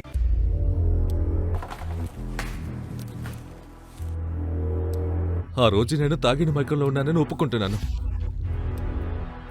కానీ తను కూడా తన రూమ్ డోర్ ఎందుకు ఓపెన్ చేసి పడుకోవాలి? అభినవ్ అప్పటికీ అనన్య గది బయటే నిలబడి ఉన్నాడు. మిగతా రూమ్స్లో అతనికి చోటు దొరకదని అతనికి తెలుసు. అందుకే ఇంట్లోని పనివాళ్లు పడుకునే చోటికి అభినవ్ వెళ్ళాడు. అక్కడ అతనికి అదృష్టవశాత్తు ఒక పరుపు ఖాళీగా దొరికింది. అభినవ్ దానిపై పడుకున్నాడు. అభినవ్కి ఎప్పుడు నిద్ర పట్టిందో, ఎప్పుడు ఉదయం అయిందో కూడా తెలీదు. అతను తొందరగా తయారై ఏకే ప్రైవేట్ లిమిటెడ్కి చేరుకున్నాడు. ఏయ్, ఎవరు నువ్వు? బయటకు నడు, వెళ్ళు. అతని చూపు సన్నీపై పడింది. సన్నీ కూడా అతన్ని చూసి కన్నింగా నవ్వుతూ ఇలా అన్నాడు. ఓహో, చూడండి ఎవరొచ్చారో. నీకెంత ధైర్యం ఇక్కడికి రావడానికి? సెక్యూరిటీ సార్, ఈ బికార్ని లోపలికి వెళ్ళనివ్వకండి. కేవలం అక్రమ్ సార్ని ఇబ్బంది పెట్టడానికి వచ్చాడు. నీకో సలహా ఇవ్వనా బ్రదర్? నీ పేదరికాన్ని కొంచెం యాక్సెప్ట్ చేసి దానికి తగ్గట్టు జీవితంలో ముందుకు వెళ్ళు. ఇప్పుడు నీ నాన్న అక్రమ్ సార్ కారు నడిపేవారంటే దాని అర్థం వాళ్ళిద్దరూ స్నేహితులని కాదు కదా. మీ నాన్న ఆయన వెనక తిరగడం వల్ల ఏ ప్రయోజనం పొందనప్పుడు నువ్వు ఆయన వెనక తిరిగితే నీకెలా ప్రయోజనం దక్కుతుంది? సన్నీ మాటలు విని అభినవ్కి కోపం వచ్చింది. సన్నీ ప్రవర్తనతో అతను విసిగిపోయాడు. అతను కావాలంటే పిడికిలితో సమాధానం చెప్పగలడు, కానీ అతను తన ఫోన్ తీసి అక్రమ్కి ఫోన్ చేయడం బెటర్ అనుకున్నాడు. కానీ అతను అక్రమ్కి ఫోన్ చేయకముందే, ఇక్కడేం జరుగుతుంది? ఇతను నాతో పాటు వచ్చాడు. ఇంకా మీరేమైనా మాట్లాడాలా? ఇక మీరు వెళ్ళొచ్చు, మీరు నాతో రండి. అది చూసి సన్నీకి మతిపోయింది. ఆ రోజు పార్టీలో మరియు ఇక్కడ కూడా అభినవ్ సన్నీ చేస్తున్నది తప్పు అని నిరూపించాడు. నేనిక్కడికి ఎందుకు వచ్చానో అక్రమ్ నీకు చెప్పాడా? ఇది వినగానే జెన్నీ షాక్ అయింది. ఇక్కడ ఉద్యోగం కోసం వచ్చిన అభినవ్ లాంటి వ్యక్తి అక్రమ్ని కేవలం అక్రమ్ అని పిలుస్తున్నాడు. జెన్నీ ఆ ప్రశ్నకు సమాధానం ఇవ్వలేదు.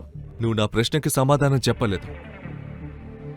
జెన్నీ సారీ చెప్పిన విధానాన్ని బట్టి ఆమె అతన్ని ఇష్టపడలేదని అభినవ్కి అర్థమైంది. ఇంతలో జెన్నీ తన టేబుల్పై ఉన్న ఒక పేపర్ తీసింది. ఆ పేపర్పై అభినవ్ చేయగలిగే ఉద్యోగాల పేర్లు రాసి ఉన్నాయి. అభినవ్ ఏ ఉద్యోగం చేయాలనుకుంటున్నారో నిర్ణయించుకునే ఛాన్స్ కూడా అక్రమ్ అతనికిచ్చాడు. దీనిపై స్టార్స్ ఎందుకున్నాయి? స్టార్స్ ఉన్న పొజిషన్లో ఆల్రెడీ పనిచేస్తున్నారు కాబట్టి ఈ పొజిషన్లు ఖాళీగా లేవు. Would you like tea or coffee? Manager post కావాలి నాకు. కానీ మేనేజర్ పొజిషన్పై ఇప్పటికే స్టార్ సింబల్ ఉంది. తెలుసు నాకు. మరి ఆ స్థానంలో ఇప్పటికే ఒకరు ఉన్నప్పుడు నువ్వు ఆ స్థానాన్ని ఎలా తీసుకోగలవు? ఆ ఎంప్లాయీని కంపెనీ నుండి బయటకు పంపించమంటారా? నేను అలా ఏమీ అనలేదు. నువ్వు నాకు ఒకటి చెప్పు, ఈ లిస్ట్ నాకు ఎవరిచ్చారు? నువ్వే కదా? అవును, కానీ చూడు జెన్నీ, ఇందులో నా తప్పేమీ లేదు. నువ్వు నాకు లిస్ట్ ఇచ్చావు, నేను నాకు నచ్చిన పోస్ట్ సెలెక్ట్ చేసుకున్నా. ఇప్పుడు ఏం చేయాలో అది నువ్వు చూసుకో. అతను అడుగుతున్నది ఆలోచించి అడుగుతున్నాడు. నిజానికి మొత్తం కంపెనీ అతనిదే. అతను వీలైనంత త్వరగా దాన్ని స్వాధీనం చేసుకోవాలనుకున్నాడు. సరే మిస్టర్ అభినవ్, నాకు మీ గురించి కొన్ని వివరాలు అవసరం. రేపటి నుండి మీరు ఆఫీస్కి రావచ్చు. Perfect, thank you. అయితే మనోజ్ రాకుండా అతను ఏమీ చేయలేడు. కాబట్టి అతను మేనేజర్ పోస్టు మాత్రమే అడిగాడు. తద్వారా అతను అనన్య ఆమె తల్లిదండ్రుల ముందు తన ఎబిలిటీని నిరూపించుకోగలడు. అభినవ్ అక్కడికి ఎందుకు వచ్చాడో సన్నీకి ఇంకా అర్థం కాలేదు. మరోవైపు రేపటి నుండి ఉద్యోగానికి వెళ్ళడానికి తనకు కొత్త బట్టలు అవసరమని అభినవ్కు అనిపించింది. బట్టలతో పాటు అతను తన ఫోన్ కూడా మార్చుకోవాల్సిన అవసరం ఉంది. అక్రమ్ ఇచ్చిన చెక్ అతని జేబులోనే ఉంది. ఇప్పుడు అనన్య తల్లిదండ్రులు వచ్చినందున వారికి మరియు హర్దేవ్ పాల్కి చూపించడానికి అతను వారింట్లోనే మరియు పనివాళ్ల గదిలోనే పడుకోవాల్సి ఉంటుందని అభినవ్కి తెలుసు. కానీ అతను అంత తేలికగా వదులుకోడు. అతను ఈ ప్రపంచంలోనే అత్యుత్తమ అల్లుడు అని నిరూపించుకోబోతున్నాడు. అభినవ్ తన చెక్కుతో డబ్బు తీసుకోవడానికి బ్యాంకుకు వెళ్ళాడు. నా దగ్గర చెక్ ఉంది, డబ్బులు కావాలి. సరిగ్గా అప్పుడే అతని దృష్టి ప్రణవ్పై పడింది. ప్రణవ్ అభినవ్ పేదరికాన్ని ఎగతాళి చేసే వారిలో ఒకడు. అరే చూడండి ఎవరు వచ్చారో. ప్రణవ్ స్వయంగా ఒక బ్యాంకు ఉద్యోగి. అతను కోటీశ్వరుడు కాకపోయినా అతని దగ్గర డబ్బు ఉంది. అభినవ్ తరచుగా డెలివరీ పని కోసం ఈ బ్యాంకుకు వచ్చేవాడు కాబట్టి ప్రణవ్కి అభినవ్ తెలుసు. అభినవ్ ముందు అతను ఏమాత్రం పనికిరాడు. కానీ అతనికి అభినవ్కి మధ్య ఒకే ఒక తేడా ఉంది, అదే పేదరికం. నువ్వు చెక్కుతో, నీకు తెలుసా ఎక్కువ మొత్తంలో డబ్బు మాత్రమే ఈ బ్యాంకులో చెక్కు ద్వారా తీయడానికి ఉందని నీకు తెలుసా? నాకు ఎక్కువ అమౌంటే కావాలి, మీరు తీయలేరు. అందుకే నేను మేనేజర్ని కలవాలనుకుంటున్నాను. లిజన్, ఆ అవసరం లేదు. ఆ చెక్ నాకు ఇవ్వు. ప్రణవ్ ఆ చెక్కును చూడకుండానే అభినవ్ మరియు మిగతా అందరి కళ్ల ముందే చెక్కును చింపేశాడు. అరే మైండ్ పోయిందా నీకు? ఏం చేసావు? సెక్యూరిటీ, వీనిక నుంచి బయటకు గెంటేయండి. నకిలీ చెక్కును తీసుకుని బ్యాంక్ వచ్చాడు. బ్యాంకు వాళ్ళని పిచ్చోలనుకుంటున్నావా? ఇప్పుడే పోలీసులను పిలిపించి లోపల వేయిస్తాను. నిన్ను బయటకు తీసుకెళ్ళండి. ప్రణవ్ మరియు మిగతా వాళ్ళు అభినవ్ని ఈ స్థితిలో చూసి చాలా ఆనందిస్తున్నారు. ఏం జరుగుతోంది? ఈ గొంతు ఎవరిదో కాదు, అది బాలరాజుది. అతను అభినవ్ని దూరం నుండే గుర్తించాడు. బాలరాజుని చూడగానే అభినవ్కి ప్రాణం లేచి వచ్చినట్లయింది. ఇప్పుడు ఎవరూ అతన్ని ఏమీ చేయలేరు. సారీ సార్, మీరిక్కడికి ఇలా వస్తారని నాకు తెలీదు. ఈ వ్యక్తిని మోసం చేయకుండా ఆపుతున్నాను. వదిలేయండి ఇతన్ని. అభినవ్ మౌనంగా బాలరాజు వెనక నడుస్తున్నాడు. బాలరాజు అభినవ్ని తనతో ఎందుకు తీసుకువెళ్తున్నాడు ప్రణవ్కి మరియు మిగతా వారికి అర్థం కాలేదు. ప్రణవ్ కూడా వారి వెనక వెళ్తున్నాడు. బాలరాజు వెనక్కి తిరిగి ఇలా అన్నాడు, నాతో రమ్మని నీకు చెప్పానా? లేదు సార్. బాలరాజు అతన్ని కోపాన్ని చూడగానే ప్రణవ్ కాళ్ళు అక్కడే ఆగిపోయాయి. బాలరాజు ప్రవర్తన చూసి అతనికి భయం వేసింది. వాడు అభినవ్ ఐడెంటిటీపై అనుమానం పడేలా బాలరాజు ఏమీ చేయకూడదని అతను అనుకున్నాడు. ఇతను తప్పు చేస్తే ఈ విషయం మేనేజర్కి చెప్పాలి. అంతేకాని నువ్వు యాక్షన్ తీసుకుంటే మేనేజర్ బ్యాడ్గా ఫీల్ అవ్వాల్సి వస్తుంది. కమ్. బాలరాజు అభినవ్ని చూసి తనతో లోపలికి రమ్మని సైగ చేశాడు. ఇద్దరూ కలిసి మేనేజర్ క్యాబిన్లోకి వెళ్లారు. మేనేజర్ తన కుర్చీలో కూర్చొని కంప్యూటర్లో పనిచేస్తున్నాడు. బాలరాజు అతని దృష్టిని ఆకర్షించడానికి తలుపును గట్టిగా మూశాడు. అకస్మాత్తుగా మేనేజర్ దృష్టి తలుపుపై పడింది. ఎదురుగా బాలరాజు నిలబడి ఉండడం చూశాడు. అరే బాలరాజ్ సార్, మీరిక్కడికెలా? నన్ను పిలిచి ఉండాల్సింది. కూర్చోండి కూర్చోండి. చెప్పండి, ఎందుకొచ్చారు? నిజానికి నేను నా పని మీద వచ్చాను, కానీ బయట ఒక తమాషా చూశాను. కాబట్టి ముందుగా దీని గురించి నీతో మాట్లాడాలనుకున్నాను. చెప్పండి. ఆయనెవరో నీకు తెలుసా? అతని చూపు ఫస్ట్ అభినవ్ ముఖం నుంచి అతని చేతికి ఉన్న ఉంగరంపై పడింది. ఉంగరంపై ఉన్న ఆ గుర్తును చూడగానే మేనేజర్ నోరెళ్లబెట్టాడు. బాబోయ్, ఇతను టైగర్. ఎవరితను? నువ్వు కెప్టెన్గా ఉన్న టీంలో అతనే చివరి వ్యక్తి. ఐఎమ్ వెరీ సారీ, నన్ను క్షమించండి. టైగర్, మీరు ఎంతసేపటి నుంచి ఇక్కడున్నారు? నేను మీకోసం ఏం చేయగలను? ఏం అవసరం లేదు. ఒక విషయం మాత్రం గుర్తుంచుకో, మీకు తప్ప నేను టైగర్ని అని మరెవరికీ తెలియకూడదు. Okay tiger.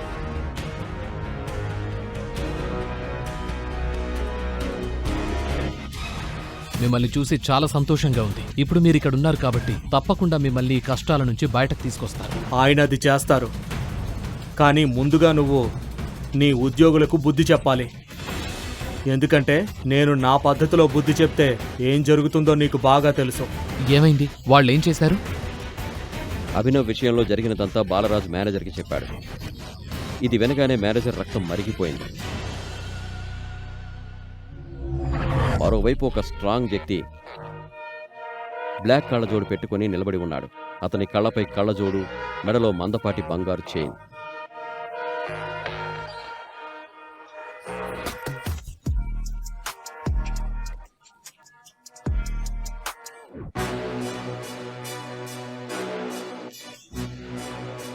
ఇప్పుడే కాదు, ఇప్పుడే వచ్చాడు కదా, కొంచెం ఎగరనివ్వండి. కానీ ఈసారి పంజరంలో పెట్టే తప్పు మాత్రం చేయకు. ఇప్పుడు ఏం జరగబోతోంది? ప్రణవ్ని మేనేజర్ ఏం చేయబోతున్నాడు? టైగర్ పేరు విని మనసులో కొత్త ప్లానింగ్ వేస్తున్న ఈ వ్యక్తి ఎవరు? టైగర్.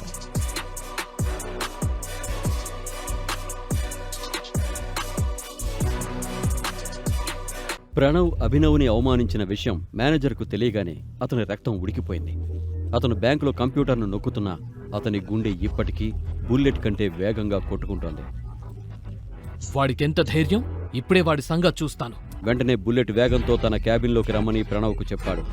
ప్రణవ్, ప్రణవ్! సరిగ్గా అప్పుడే ప్రణవ్ వచ్చాడు. నువ్వేం చేశావు? ఈయన తీసుకొచ్చిన చెక్కును చింపేయమని నీకెవరు చెప్పారు? సార్, ఇతను ఒక డెలివరీ బాయ్. ఇతను నకిలీ చెక్కుని బ్యాంకు తెచ్చాడు. ఇతను ఏమనుకుంటున్నాడు? ఇక్కడ లాటరీ నడుస్తుందనుకుంటున్నాడా? పైగా నేను చెక్ ఇన్ఫర్మేషన్ ని కంప్యూటర్లో చెక్ చేశాను. ఎలాంటి డీటెయిల్స్ మ్యాచ్ కాలేదు. నిజం చెప్తున్నావా? అవును సార్. ఈ డెలివరీ బాయ్ తీసుకొచ్చింది ఎవరి చెక్కో తెలుసా? అక్రమ్ సార్ది. ఏంటి సార్? అవును. నువ్వు ఇతన్ని అవమానించింది పక్కన పెడితే నువ్వు ఆయన చెక్కుని చింపేశావని అక్రమ్ సార్కి తెలిస్తే ఆయన నిన్నేం చేస్తాడో తెలుసా? చెక్ ఎక్కడా? సార్, ఇదిగో చెక్కు. నీకెంత ధైర్యం? సరే, ఇప్పుడు నువ్వు ఒక పని చెయ్యి. ఈ చెక్ ముక్కలన్నింటినీ జాగ్రత్తగా టేప్తో అతికించు. సార్, ఈ పనయ్యాక నిన్నుద్యోగం నుంచి తీసేస్తున్నాను. You are fired. సార్, కానీ నేనేం చేశాను? నిన్ను తీసేస్తున్నానని విన్నావు, కానీ దానికి ముందు నేను చెప్పింది వినలేదా? అతికించాల్సి వస్తుందని తెలిస్తే ప్రణవ్ అంతలా చింపేవాడు కాదు. ప్రణవ్ మేనేజర్ వైపు చూశాడు. ఈ చెక్కు అక్రమ్ సార్ది. సరిగ్గా అతికించు. కొంచెం తేడా వచ్చినా నిన్ను ప్రపంచంలోని ఏ బ్యాంకులోనూ పనిచేయలేని విధంగా బయటకు తరిమేస్తాను. బయటకెళ్ళు. అతను కంగారుగా అభినవ్ని చూశాడు. చెక్కు అక్రమది అవ్వడం, మేనేజర్ మాట్లాడిన తీరు, ఈ రెండూ ప్రణవ్కి షాక్ ఇచ్చాయి. ఆ తర్వాత అతను చెక్కు ముక్కలను అతికించడం ప్రారంభించాడు. తన కంప్లైంట్ మేనేజర్ దగ్గరకు వచ్చిన ప్రణవ్ ఇలాంటి అభినవ్లని ఎంతమందిని బాధించి ఉంటాడోనని అభినవ్కి మనసులో అనిపించింది. బాలరాజు అతని మేనేజర్ ఒక మామూలు డెలివరీ బాయ్కి ఎందుకు హెల్ప్ చేస్తున్నారో ప్రణవ్కి అర్థం కాలేదు. చివరకు ప్రణవ్ చాలా కష్టపడి చెక్కును మళ్ళీ అతికించాడు. Really sorry. అవును టైగర్, ఇన్నేళ్ళు నువ్వెక్కడున్నావు? ముందు మీరు చెప్పండి, మా నాన్నతో మీకున్న సంబంధం ఏంటి? నేను కూడా ఆయన టీంలో మెంబర్. లిజన్, టైగర్ తిరిగి వచ్చాడు, కానీ మనోజ్ వచ్చే వరకు ఎవరికి చిన్న అనుమానం కూడా రాకూడదు. ఏ ఆట ఇక్కడితో ముగుస్తుంది. అవును, సార్ చెప్పింది నిజం. మన సింహాల మధ్యలోకి ఒక తోడేలు చొరబడింది. వాడు మన శత్రువులకు మన సమాచారం అంతా ఇస్తున్నాడు.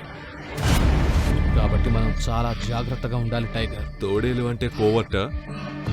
అవును, దీని గురించి మనోజ్ నీకు వివరంగా చెప్తాడు. అప్పటి వరకు నీ ఐడెంటిటీ బయటకు రాకూడదు. కొన్ని రోజులు చీకట్లోనే ఉండాలి. ఈలోగా నీ నాన్న, అదే మా సంజయ్ని చంపిన హంతకుడు గురించి, అలాగే ఆ తోడేలు గురించి కూడా మేం కనుక్కుంటాం.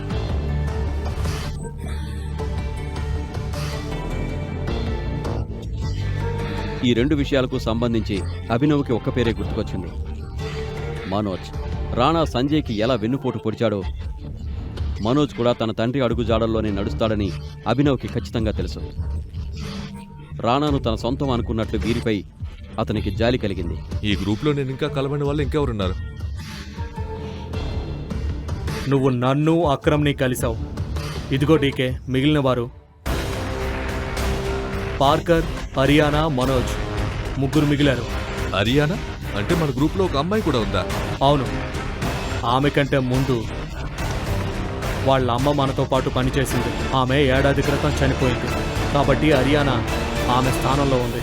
ఆమె కేవలం అమ్మాయి మాత్రమే కాదు, ఆమె ఒక నిప్పు, నడిచే నిప్పు కణం, ఒక తుఫాన్. హరియానా లాంటి అమ్మాయిని నేను నా జీవితంలో చూడలేదు. ఆమెకు అందం, తెలివి, పట్టుదల, ఈ మూడు ఉన్నాయి. నాకు అర్థం కాలేదు. ఆమె మొండిది. ఆమె మొండితనం ముందు నా మొండితనం కూడా తక్కువే. టెక్నికల్లీ ఆమె మన గ్రూప్లోని ఏకైక అమ్మాయి. కానీ మనలో ఏ మగాడైనా ఆమెను అదుపులో పెట్టడం అసాధ్యం. ఇది విన్న అభినవ్కి బాలరాజ్ ఎవరిని ఉద్దేశించి చెబుతున్నాడో అర్థమైంది.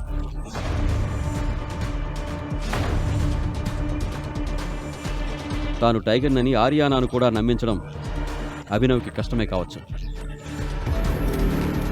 కానీ ఈ సవాలు స్వీకరించడం అభినవ్కి ఆనందంగా అనిపించింది.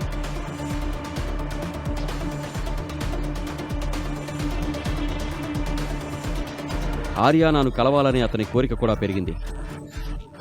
ఇంతలో మేనేజర్ డీకే ఇలా అన్నాడు, నువ్వు త్వరలోనే ఆమెను కలుస్తావు, కానీ ఆమె నిన్ను కలుస్తుందో లేదో నాకు తెలీదు. హరియానాను ఒప్పించడం టైగర్కి కష్టం కాదనుకుంటా. ఈ అబ్బాయి నేను అనుకున్నట్టు లేడు. బాలరాజ్ అన్న ఈ మాటను విని డీకే చెవులు రెక్కరించాడు. బాలరాజ్ సార్, టైగర్ మిమ్మల్ని రింగులో పడేశాడా ఏంటి? ఇది విని బాలరాజ్ గట్టిగా నవ్వి అవును అన్నట్లు తలూపాడు.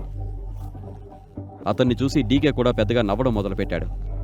సరే టైగర్, నీకిప్పుడు ఎంత డబ్బు కావాలి? నేనిస్తాను. తర్వాత అక్రమ్ సార్ ఆఫీస్ నుంచి చెక్కును మళ్ళీ కలెక్ట్ చేసుకుంటాను. ప్రస్తుతం నాకు 1 కోటి కావాలి. మిగిలిన 49 కోట్లు నా అకౌంట్లో డిపాజిట్ చేయండి. సరే, నేను చేయిస్తాను. ఇది విని డీకే అతని కోసం డబ్బులు తీసుకురావడానికి వెళ్ళిపోయాడు. బాలరాజ్, ఈ హర్యానా గురించి నీకెంకేం తెలుసు?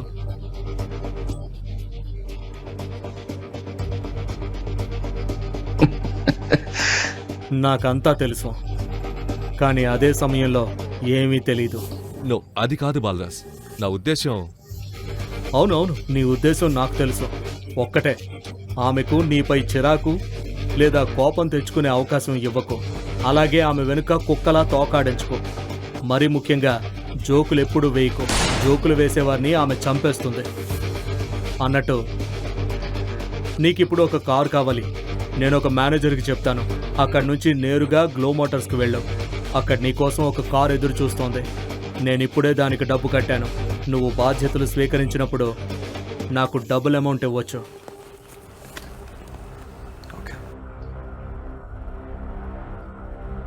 సరే, థ్యాంక్ యూ.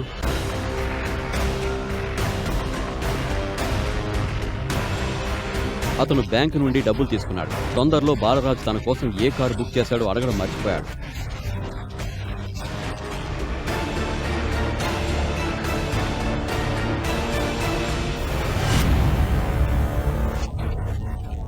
గేటు దగ్గర నిలబడి ఉండడం చూశాడు.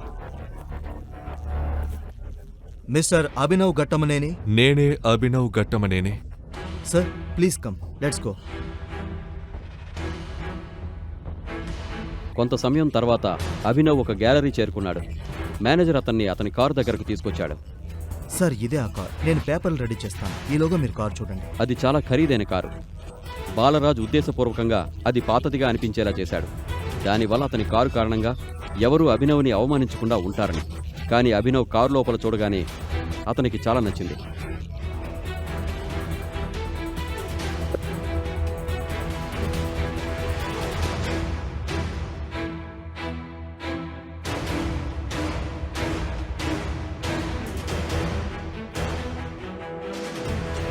హలో, ఇక్కడేం జరుగుతోంది? అభినవ్, నువ్వు కారు కొంటున్నావా? నువ్వెవరు? నీకేం కావాలి? ఓ, నేను చాందిని, మీ వైఫ్ ఫ్రెండ్ని. అక్రమ్ పార్టీలో అభినవ్ చాందినిని చూశాడు. అక్కడ అభినవ్ ఆమెతో మాట్లాడనప్పటికీ ఆమె పార్టీ అంతా అభినవ్ని చూస్తూ ఉండిపోయింది. అభినవ్ ప్రపంచానికి కనబడుతున్నది నిజం కాదని ఆమెకు ఖచ్చితంగా తెలుసు. ఒక విషయం మిమ్మల్ని అడగాలి. నువ్వు కారు కొనడానికి ఇక్కడికి ఎలా వచ్చావు? నువ్వు పేదవాడివని అనన్య నాకు చెప్పింది కదా. అవును, నేను పేదవాణ్ణే. నేను నా బాస్ కోసం కొంటున్నాను. చాందిని ఒక క్షణం అతన్ని చూసి ఇలా అంది. నిజంగా నువ్వు అబద్ధం చెప్పడం లేదు కదా? నేను నీకెందుకు అబద్ధం చెప్తాను? ఏమో నాకేం తెలుసు. నేను ఒక పని చేస్తాను, నేను అనన్యని కూడా ఇక్కడికి పిలుస్తాను. నువ్వు కారు కొనడం చూస్తే ఆమె హ్యాపీగా ఫీల్ అవుతుంది కదా. వద్దొద్దు, ఆమెను ఇక్కడికి పిలవాల్సిన అవసరం ఏముంది? ఆమెను ఎందుకు ఇబ్బంది పెట్టడం? నువ్వు చెప్పు. నువ్వు నాకు ట్రీట్ ఇవ్వు. నన్ను ట్రీట్కి తీసుకువెళ్తావా? చూడు, నేను మీ వైఫ్ ఫ్రెండ్ని. నువ్వు నాకు నో చెప్పవనుకుంటున్నాను. అభినవ్ ఏం మాట్లాడకముందే చాందిని కార్ డోర్ తీసి ప్యాసింజర్ సీట్లో కూర్చుంది. సరిగ్గా అప్పుడే మేనేజర్ డాక్యుమెంట్స్ తెచ్చి అభినవ్కి అందించాడు.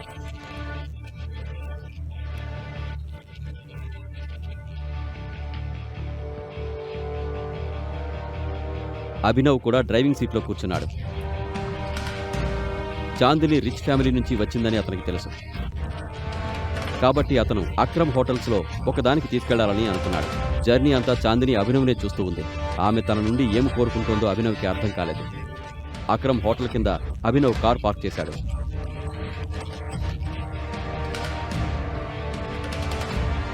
బిజినెస్ విషయంలో అక్రమ్ ఎవరి మాట వినడు, అర్థమైందా? సరే, తర్వాత కాల్ చేస్తాను. టైగర్. అభినవ్ ఫోన్ రింగ్ అయింది. అక్రమ్ నుండి కాల్ వస్తుండడం చూశాడు. అక్రమ్. హలో టైగర్, ఏమైంది? నీ కార్ నా ఆఫీస్ దగ్గరికి రావడం చూశాను. ఆల్ ఓకేనా? Is all fine? Yes, actually నేను హోటల్కి ఒకరితో లంచ్కి వచ్చాను. అవునవును, నేను చూశాను. నువ్వు పని చెయ్యి, ముందు నువ్వు నా ఆఫీస్కి రా. నేను నీకు నా విఐపి కార్డు ఇస్తాను. మీ ఇద్దరికి విఐపి ట్రీట్మెంట్ లభిస్తుంది. ఏమైంది? వెళ్దామా? నువ్వెక్కడే ఉండు, నాకు ఒక ఇంపార్టెంట్ వర్క్ ఉంది. నేను అది పూర్తి చేసి వెంటనే వస్తాను. అతను వెళుతున్న వైపే చూస్తూ ఉంది చాందిని. అది అక్రమ్ ఆఫీస్ అని ఆమెకు బాగా తెలుసు. కానీ అభినవ్కి అక్కడ ఏం పని? అక్రమ్ అతన్ని ఎందుకు పిలిపించాడు? అభినవ్పై చాందినికి అనుమానం పెరిగింది. తర్వాత ఏం జరగబోతోంది? చాందినికి అభినవ్ అసలు నిజం తెలుస్తుందా? అసలు చాందిని ఉద్దేశం ఏంటి? చాందినికి అభినవ్పై అనుమానం వచ్చింది. అదే సమయంలో అభినవ్ అక్రమ్ క్యాబిన్కి వెళ్ళాడు. అభినవ్ లోపలికి రాగానే అక్రమ్ అతని వైపు తన కార్డు అందిస్తూ ఇలా అన్నాడు. రా tiger, welcome. All good? Yes, all good. ఇదిగో VIP card, have fun. Thank you. Abhinav card తీసుకుని కిందకొచ్చాడు. చాందిని హోటల్ బయట షెడ్లో నిలబడి ఉంది. Let's go. ఇద్దరు హోటల్ లోపలికి వెళ్లి ఒక టేబుల్ దగ్గర కూర్చున్నారు. అభినవ్ కావాలనే చాందిని కళ్ళలోకి చూడడం లేదు. కానీ చాందిని మాత్రం అభినవ్ని చూస్తూ ఉంది. ఏమైంది? Is everything okay? Yes, everything is fine. Okay, నువ్వు నిజంగా ఈ ఆఫీస్లోనే పనిచేస్తున్నావా? మనం ఏదైనా ఆర్డర్ చేద్దామా? నాకు చాలా ఆకలిగా ఉంది. వెయిటర్. అభినవ్ చాందిని ప్రశ్నకు సమాధానం దాటవేస్తూ అన్నాడు. Hello sir. నువ్వు నా నుండి ఏదైనా దాచడానికి ప్రయత్నిస్తున్నావా? లేదు, అలా ఏం లేదు. నేనేం దాచాలి నీ నుండి? అలాంటిదేం లేదు. ఓ, 1 సెకండ్. అభినవ్ మరియు చాందిని వెయిటర్కి ఆర్డర్ ఇచ్చారు. వెయిటర్ అక్కడి నుంచి వెళ్ళిపోయాడు. కానీ చాందిని తాను అడిగిన దాన్ని మర్చిపోలేదు.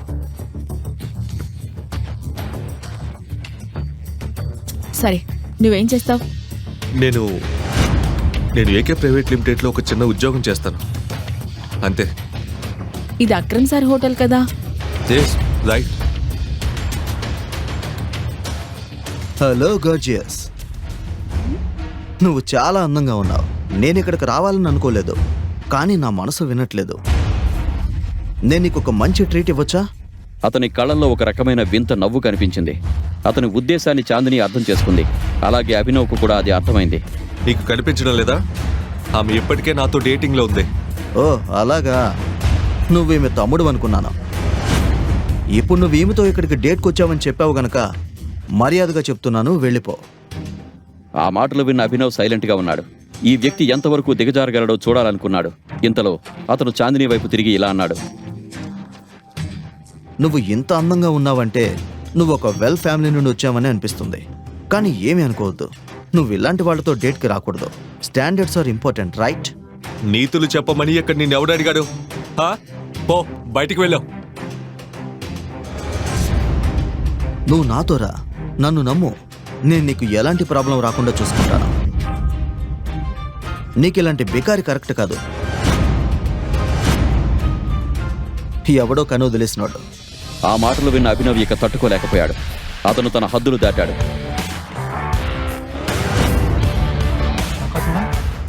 అతను అభినవ్ తండ్రి గురించి మాట్లాడగానే అభినవ్కు ఎవరి మాటలు వినిపించలేదు. తన నాన్న గురించి ఇక ఒక్క మాట కూడా వినడానికి రెడీగా లేడు. ఏం మాట్లాడావు? ఎవడో పుట్టించి వదిలేశాడా? నీ నాన్న నీకే నేర్పించాడు? అప్పటి వరకు అభినవ్కు తన పొగరు చూపించిన అతని నోటి నుండి ఇప్పుడు మాటలు రాలేదు. అతని కళ్ళల్లో భయం స్పష్టంగా కనిపించింది. ఇక్కడ ఏం జరుగుతుంది? ఇది ఒక రెప్యుటబుల్ హోటల్, చేపల మార్కెట్ కాదు. మేనేజర్, మీ హోటల్కి ఇలాంటి వాళ్ళు వస్తున్నారా? అభినవ్ కూడా అతన్ని కొంచెం ఎక్కువగానే కొట్టానని గ్రహించాడు. నన్ను ఎలా కొట్టాడో చూడండి. చూడండి, నా ముక్కు నోరు అన్ని పగలు కొట్టాడు. మేనేజర్ ముందు ఆ వ్యక్తిని చూశాడు. ఆ తర్వాత అభినవ్ వైపు తిరిగాడు. అభినవ్ తన తరపున ఏదైనా చెప్పడానికి ముందే మేనేజర్ ఇలా అన్నాడు. మా వీఐపీ కస్టమర్పై చేయి చేసుకోవడానికి నీకెంత ధైర్యం? ఇతను మమ్మల్ని హెరాస్ చేశాడు. అయినా నేను ఇతని మాటలు పట్టించుకోలేదు. పదే పదే చెబుతున్నా ఇతను ఇలాగే ప్రవర్తించాడు. నా తండ్రి గురించి ఇంకా పనికిమాలిన విషయాలు మాట్లాడాడు. ఇది నిజమేనా? ఇతను అబద్ధం చెప్తున్నాడు. కేవలం ఈ చిన్న విషయానికి మీరు ఇతన్ని ఇలా కొడతారా? సార్, ఏమైనా సరే ముందుగా మీరు వీరికి సారీ చెప్పాల్సిందే. సారీయా? నేను సారీ చెప్పాలా? ఇతనే నా ఫ్రెండ్కి నాకు ఇద్దరికి సారీ చెప్పాలి. రై బాస్టార్డ్, సైలెంట్ గా సారీ చెప్పు. నేనెవరో నీకు తెలీదు. సారీ చెప్పకుండా నేను ఈ హోటల్ నుండి వెళ్ళనివ్వను. పరిస్థితి చేయి దాటిపోతోంది. గొడవ పెరగకుండా ఉండాలని చాందిని మధ్యలో వచ్చి ఇలా అంది. యాక్చువల్లీ తప్పు అభినవ్ది కాదు. ఈ వ్యక్తి నన్ను టీస్ చేస్తున్నాడు. నేను ఇంకా అభినవ్ ఇక్కడ లంచ్ చేయడానికి మాత్రమే వచ్చాం. ఏమైనప్పటికీ మేడం, అతను సారీ చెప్పాల్సిందే. మేనేజర్ తనతో ఎందుకు ఇలా మాట్లాడుతున్నాడో అభినవ్కు అర్థమైంది. నిజానికి అతను అభినవ్ను అతని బట్టలు చూసి అంచనా వేస్తున్నాడు. అభినవ్కు మరో దారి లేదని అనిపించినప్పుడు అతను తన జేబు నుండి అక్రమ్ కార్డు తీసి మేనేజర్కి చూపిస్తూ ఇలా అన్నాడు. ఈ కార్డు నాకెవరిచ్చారో మీకు తెలుసా? ఈ కార్డుపై రాసి ఉన్న పేరు చదవండి. అప్పుడు మీకే నిర్ణయం తీసుకోవాలో అర్థమవుతుంది. మేనేజర్ అభినవ్ నుండి కార్డు తీసుకుని దాన్ని జాగ్రత్తగా చూడడం ప్రారంభించాడు. అతను కార్డుపై రాసి ఉన్న పేరు చదవగానే అతని కళ్ళు ఆశ్చర్యంతో పెద్దగా అయ్యాయి. అభినవ్ వద్ద అక్రమ్ కార్డు ఉందంటే అభినవ్ అక్రమ్కు స్పెషల్ పర్సన్ అని అతను అర్థం చేసుకున్నాడు. నాతో మాట్లాడే ముందు మీ అమ్మ దగ్గరకు వెళ్ళి అమ్మాయిల్ని ఎలా గౌరవించాలో నేర్చుకో.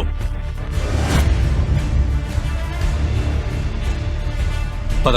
అభినవ్ చాందినిని తనతో తీసుకుని అక్కడి నుంచి వెళ్ళిపోయాడు.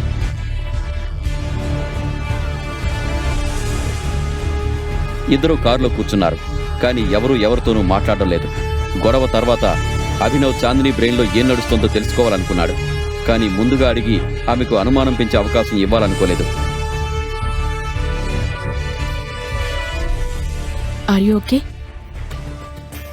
సారీ, నీ మూడ్ అండ్ లంచ్ రెండింటిని పాడు చేసినందుకు. నీకు ఓకే అయితే మనం తినడానికి వేరే చోటుకు వెళ్దామా? Okay, today I'm free. Abhinav ఆమె మాట విని కారును మరొక హోటల్ వైపు తిప్పాడు.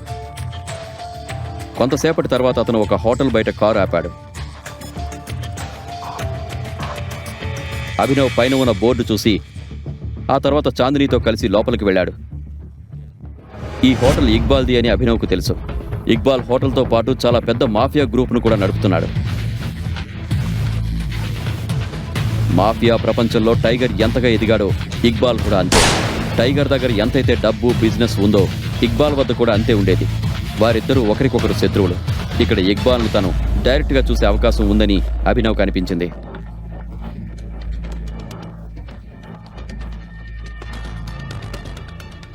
ఓకే, నీ గురించి నాకేం చెప్పకూడదని నువ్వు డిసైడ్ అయ్యావా? దేని గురించి? నిజానికి చాందిని మైండ్లో ఈ అనుమానం ఎందుకు వచ్చిందో అతనికి అర్థమైంది.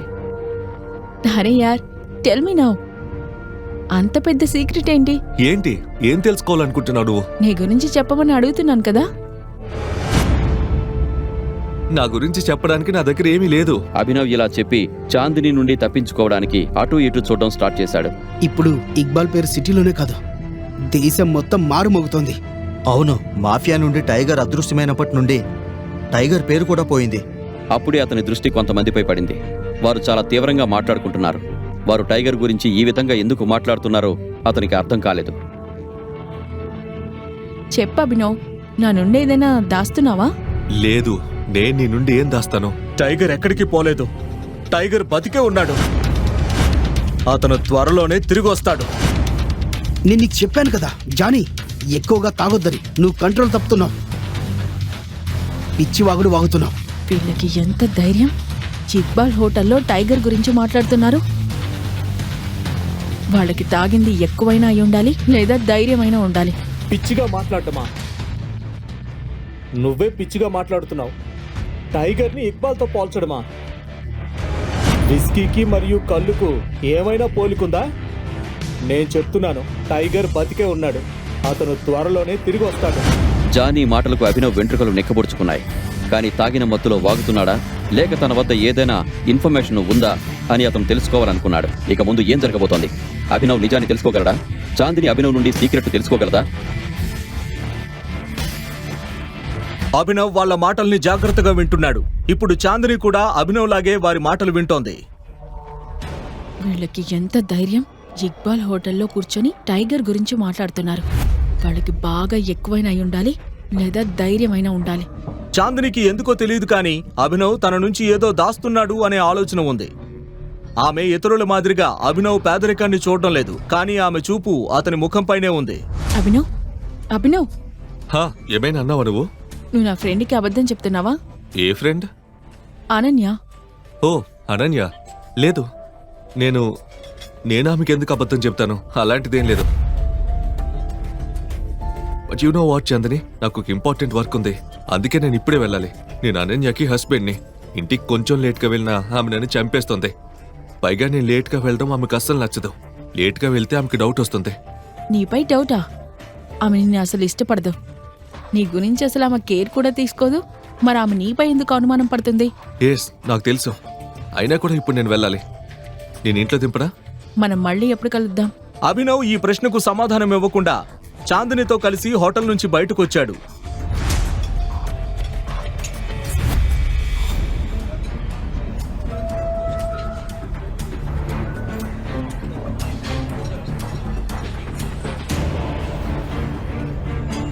వాళ్ల దగ్గరకు వెళ్లిన అభినవ్కు వాళ్ళు జానీని కొడుతూ ఉండటం చూశాడు.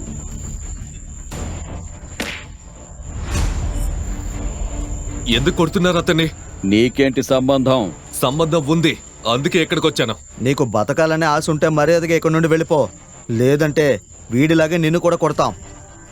అరే, ఈ లైన్ నేను నీకు చెప్పాలనుకుంటాను. ఇప్పుడు నువ్వు నా లైన్ చెప్పేశావు కాబట్టి నువ్వు ఎక్కువ దెబ్బలు తింటావు. నువ్వేమైనా హీరోనా? ఈ సిటీలో హీరోగిరి పనికిరాదని తెలియదా? ఇక్కడి నుంచి మర్యాదగా వెళ్ళిపో, లేదంటే అనవసరంగా ఒకరికి బదులు ఇద్దరికి గోతులు తవ్వాల్సి వస్తుంది. అభినవ్ దీనికేమీ సమాధానం ఇవ్వలేదు. అతను వాళ్ల వైపు చూస్తూ వారిని లెక్క పెడుతున్నాడు. వాళ్ళు వెనక్కి తగ్గగానే చివరికి అభినవ్ తన లెక్క పూర్తి చేసి ఇలా అన్నాడు. నువ్వు శ్మశానం వాడికి కాల్ చేసి చెప్పు 4 గోతులు తవ్వి ఉంచమని. అలాగే ఆ 4 పాతి పెట్టడానికి 2 వస్తారని చెప్పు. కొట్టండి. అభినవ్ కూడా వారితో పోరాడడానికి పూర్తిగా సిద్ధంగా ఉన్నాడు.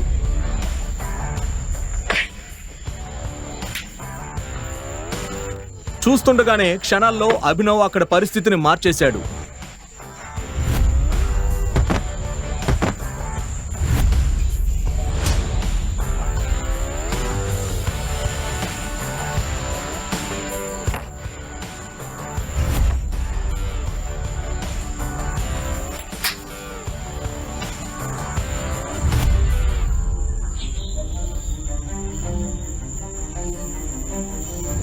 ఆ అబ్బాయి జానీ ఇప్పటి వరకు తాను బతికే అవకాశం లేదని అనుకున్నాడు.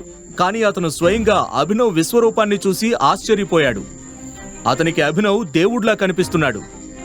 అభినవ్ ఆ గ్రూప్ లీడర్ను కొట్టిపడేయగానే అతను నొప్పికి అరుస్తూ ఉన్నాడు. ఇంతలో జానీ ఇలా అన్నాడు, భాయ్ ఎవరు నువ్వు?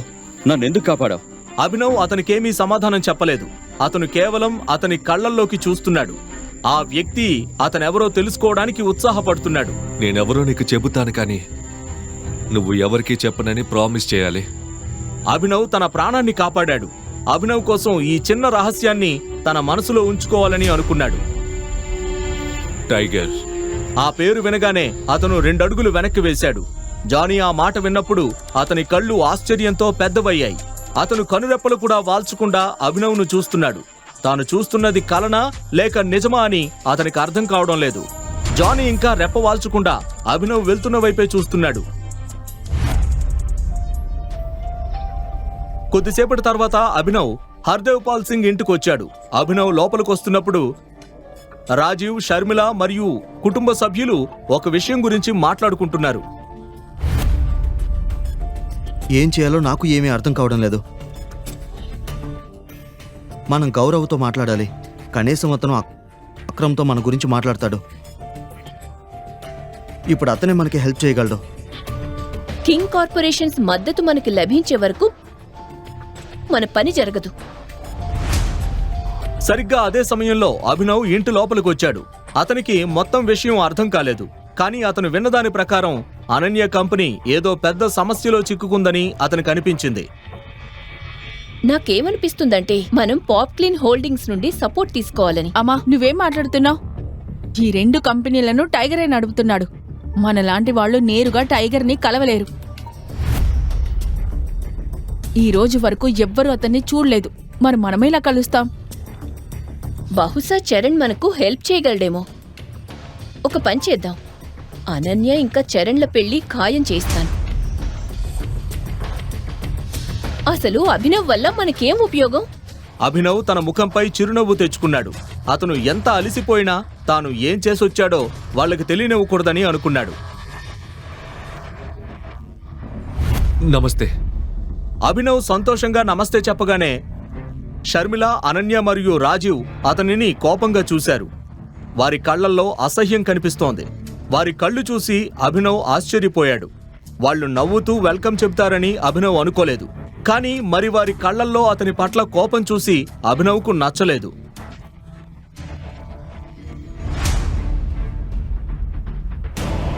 ఇప్పుడేం జరగబోతోంది? అసలు అందరూ అభినవ్పై ఎందుకు కోపంగా ఉన్నారు? అనన్య ఏ సమస్యలో చిక్కుకుంది? అభినవ్ ఆమె సమస్యను పరిష్కరించగలడా? తరువాత కథ తెలుసుకోవడానికి నెక్స్ట్ ఎపిసోడ్ను పాకెట్ ఎఫ్ఎం యూట్యూబ్ ఛానల్లో మాత్రమే చూడండి. మరియు టైగర్ రిటర్న్స్ అన్ని ఎపిసోడ్లు వినడానికి డిస్క్రిప్షన్లో ఇచ్చిన లింక్ పై క్లిక్ చేసి పాకెట్ ఎఫ్ఎం యాప్ను డౌన్లోడ్ చేసుకోండి. ఈ ప్రశ్నలకు సమాధానాలు తెలుసుకోవాలంటే నెక్స్ట్ ఎపిసోడ్ వినాల్సిందే. క్రింద ఇచ్చిన లింక్ ని క్లిక్ చేసి పాకెట్ ఎఫ్ఎం యాప్ ని ఇన్స్టాల్ చేసుకోండి. Stay tune to pocket FM.